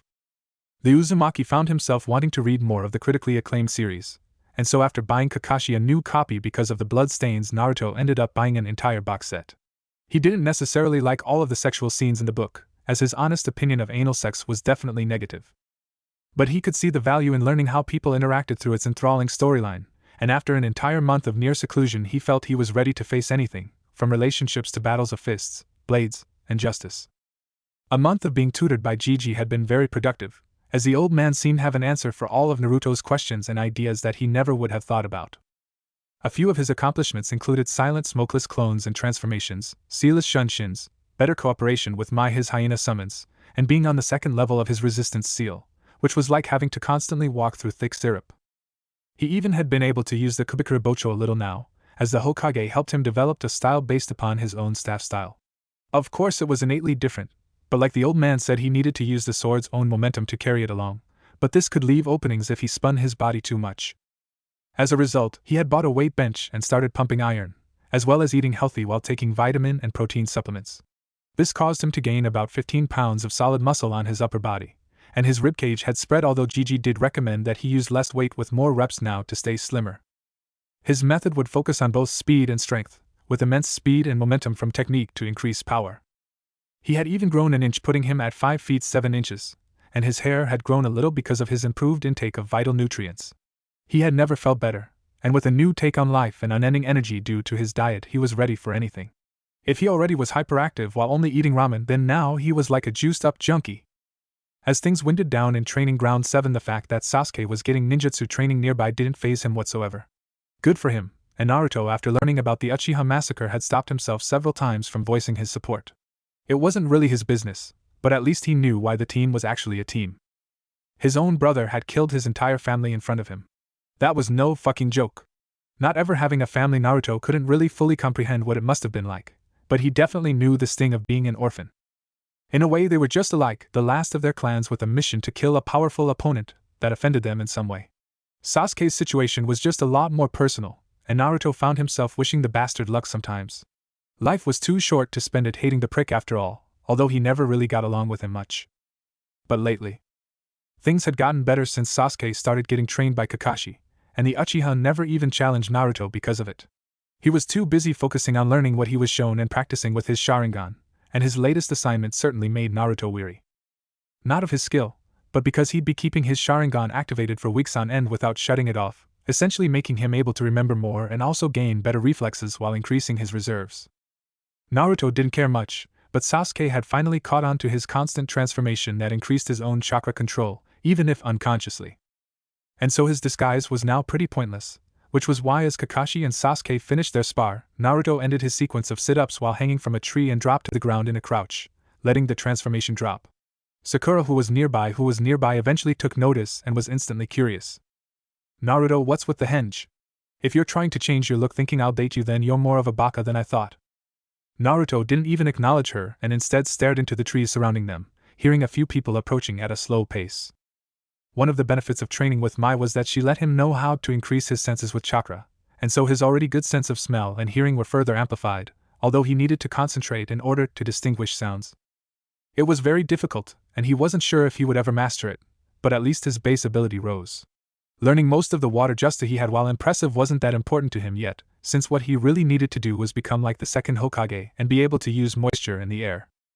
That's why he had been focusing on the hidden mist jutsu as much as the Rasengan, which he was able to use with the help of a shadow clone to use its final form. Now he had to be able to use it one-handed, and maybe he could start trying to add elemental chakra to it to complete what his father failed to do. As the visitors finally walked past the tree line, making themselves visible, Naruto, squinting his eyes, undeniably felt a strong sense of déjà vu. The tall white-clad man that had to be a Hyuga looked a bit like Neji team did, and the petite young girl by his side must have been his daughter or something. She had a pretty face, shoulder-length black hair, and the signature lavender eyes that all Hyuga were born with. 12-year-old academy student Hanabi Hyuga had admittedly been curious about this Naruto character ever since he had beaten her cousin Neji in a sanctioned spar without apparently even being hit once. Her cousin, while an asshole, had been hailed a genius even among Hyuga, as his gentle fist was expertly executed and his eyes we considered purer than many main branch members. In fact, only a precious few Hyuga had purer eyes than her and her father's, and although she was 3 years younger than Hinata, after all of her hard work she was deemed worthy to inherit the title of clan head. She did still love her older sister, but many times she felt herself pitying her for her weakness that only brought her misery. This Naruto had been her sister's inspiration for years, which is why she hadn't just given up completely yet, but before Hanabi had written him off as just a troublemaker. But now, with her sister's long-time infatuation with him, and Neji's defeat, she had been pestering her father for an entire month in order to come and meet him. And the Hyuga way of meeting someone many times involved close combat. That was Hyuga life. Naruto Uzumaki, I presume? Hanabi asked as her and her father gracefully strolled to where Team 7 were gathering after their practice. Rubbing the back of his head with a disarming smile, Naruto replied, "Yep, that's me, the Leaf, super awesome future Hokage and #1 prankster. Hope you're not mad about a prank or something. Or is this about that Neji guy?" Hanabi, seemingly unaffected by his happy demeanor, told him, "I am Hanabi Hyuga, and this is my father Hayashi Hyuga, the leader of our clan. I am here because I wish to fight you and test myself against one who could defeat Neji without taking a single blow. Do you accept my challenge?" "What's the rules, Hanabi-chan?" Naruto asked, a little put off about fighting such a cute and small-framed girl. "What were the terms of your bout with my cousin Neji?" "Well, jutsu were allowed but no fatal blows, and I didn't use my sword, so how about this? You can use your gentle fist style with the chakra strikes, and even though I won't use jutsu, I'll use chakra as well. It's an important part of the taijutsu I've created, like it is for your juken after all." Everyone went wide-eyed at his words, especially Sakura and Kakashi with the pinkette immediately asking, "Hey, what's going on, Kakashi-sensei? Why'd she want to fight someone with terrible taijutsu like Naruto?" Kakashi, trying to put things together, replied, "Honestly, I wouldn't know, Sakura. But don't you think Naruto has been acting a bit strange lately? It just may be that he's been keeping his true strength a secret, which is actually an intelligent tactic for shinobi." Inwardly he was cursing his lack of a social life. Sure, he occasionally picked up a lady or two when a new issue of Ika Ika and he was inspired, but he never really talked with his fellow shinobi unless it was necessary. He had been distant like this ever since Rin and Obito passed, and he joined the Umbu, which was why he even took a genin squad in the first place. A few of his old friends had thought it would be good for him, but it would seem that he had neglected and underestimated his sensei's son, who had great potential if what the Hyuga heiress said was true. Now he wanted to observe and see what Naruto could really do. Sasuke, watching closely with his red eyes and at Kakashi's deduction, curious himself about the boy that could be a worthy rival in gaining more power. He didn't like the fact that the girl ignored him along with her father, but since her issue was with Naruto, he just would watch and learn what he could. "Hanabi, restrict yourself to the basics on this occasion, and try and finish as quickly as possible," Hayashi Hyuga instructed her, not out of disrespect for Naruto, but weariness because of Sasuke. The girl seemed to already understand as she nodded, and Naruto moved away from the spectators into position. As she took a stance with a determined look, Naruto declared just as confident, "Naruto Uzumaki of the Uzumaki clan. Shadow Hyena Taijutsu. Let's do it, Databao. Release." Seeing how he stood naturally and waited, Hanabi, taking a look at her father, smirked and replied, "Hanabi Hyuga of the Hyuga clan. Gentle fist. Prepare yourself." Suddenly she shot forward nearly as fast as a Chunin, her Byakugan activating without her even uttering a sound. Naruto, flickering to the side of her, nearly caught her off guard, sending a side kick aimed at her midsection, but the nimble girl spun around the blow with her arms outstretched in 2 twisting strikes. But Naruto disappeared again and was already behind her, shocking everyone with his impressive speed and direct attacks. He countered with several strong hooking claw swipes that were actually strikes that would turn into grabs, something he learned from sparring with Gigi, and a few of his less powerful ape summons. The hyena shadow style was actually a combination of the snow leopard taijutsu, the ape style wrestling, and inspiration from his partner Mai, who used crushing bites to end fights in one blow. This was only enhanced with the shunshin technique, which is why he worked so hard on learning to use it with no seals like many other ninja could. He just didn't tire from using it frequently, which gives him an edge in taijutsu. It was still difficult to reiterate himself after appearing to immediately attack, but at least now his speed was acceptable, mostly due to the resistance seal, which he had released before the match started. Hanabi surprising him because it was still a bit weird fighting a Hyuga for him, lashed out with lightning-fast fingertips hitting his forearms while spinning beside him, all without turning around until after she struck. Then she went for a double palm finisher to his ribs, but he disappeared again beside her, throwing a low kick, aiming for her thigh instead of her knee. As she responded to the kick, he flickered again, this time catching her while she was a little off balance from trying to parry the low kick. Lashing out with a roundhouse to her upper arm, he struck true with and caused her to stagger a little, but she used precise chakra control to soften the forceful blow and wrapped her arm around his leg, trapping it. Naruto, seeing he was caught by the smaller girl somehow, knew he was in trouble if he didn't get away fast, and jumping up just as her free hand struck out, he kicked off of her while taking a hit to the thigh, and he backflipped crisply but staggered from the pain in his leg. Damn, gentle fist was painful. Hanabi, using her chakra to absorb the kick, planted herself firmly, and burst forward, nearly finished the blonde with 5 swift palms that came in a flurry aimed at his torso, but he flickered at the last second, a little delayed because of the sealed Tenketsu point in his leg. Thankfully his chakra was rather powerful, or he may not have been able. Reappearing behind her, and then flickering again, he appeared to the side of her and jumped into 2 spinning side kicks, using both his legs in the same attack, trying to overwhelm her. But she was no novice in taijutsu, and rolling to the side she rose, exploding into a series of palm strikes that came directly at Naruto's exposed side as he turned to parry the blows. He managed to stop the first 3, but the pain of the chakra entering his hands and wrists caused his defense to falter, and in a last-ditch effort he tried to catch her with a jumping knee strike. She just twisted her body around the blow, and this time the double palm struck true, hitting him in his shoulder and sending him to the ground in a heap.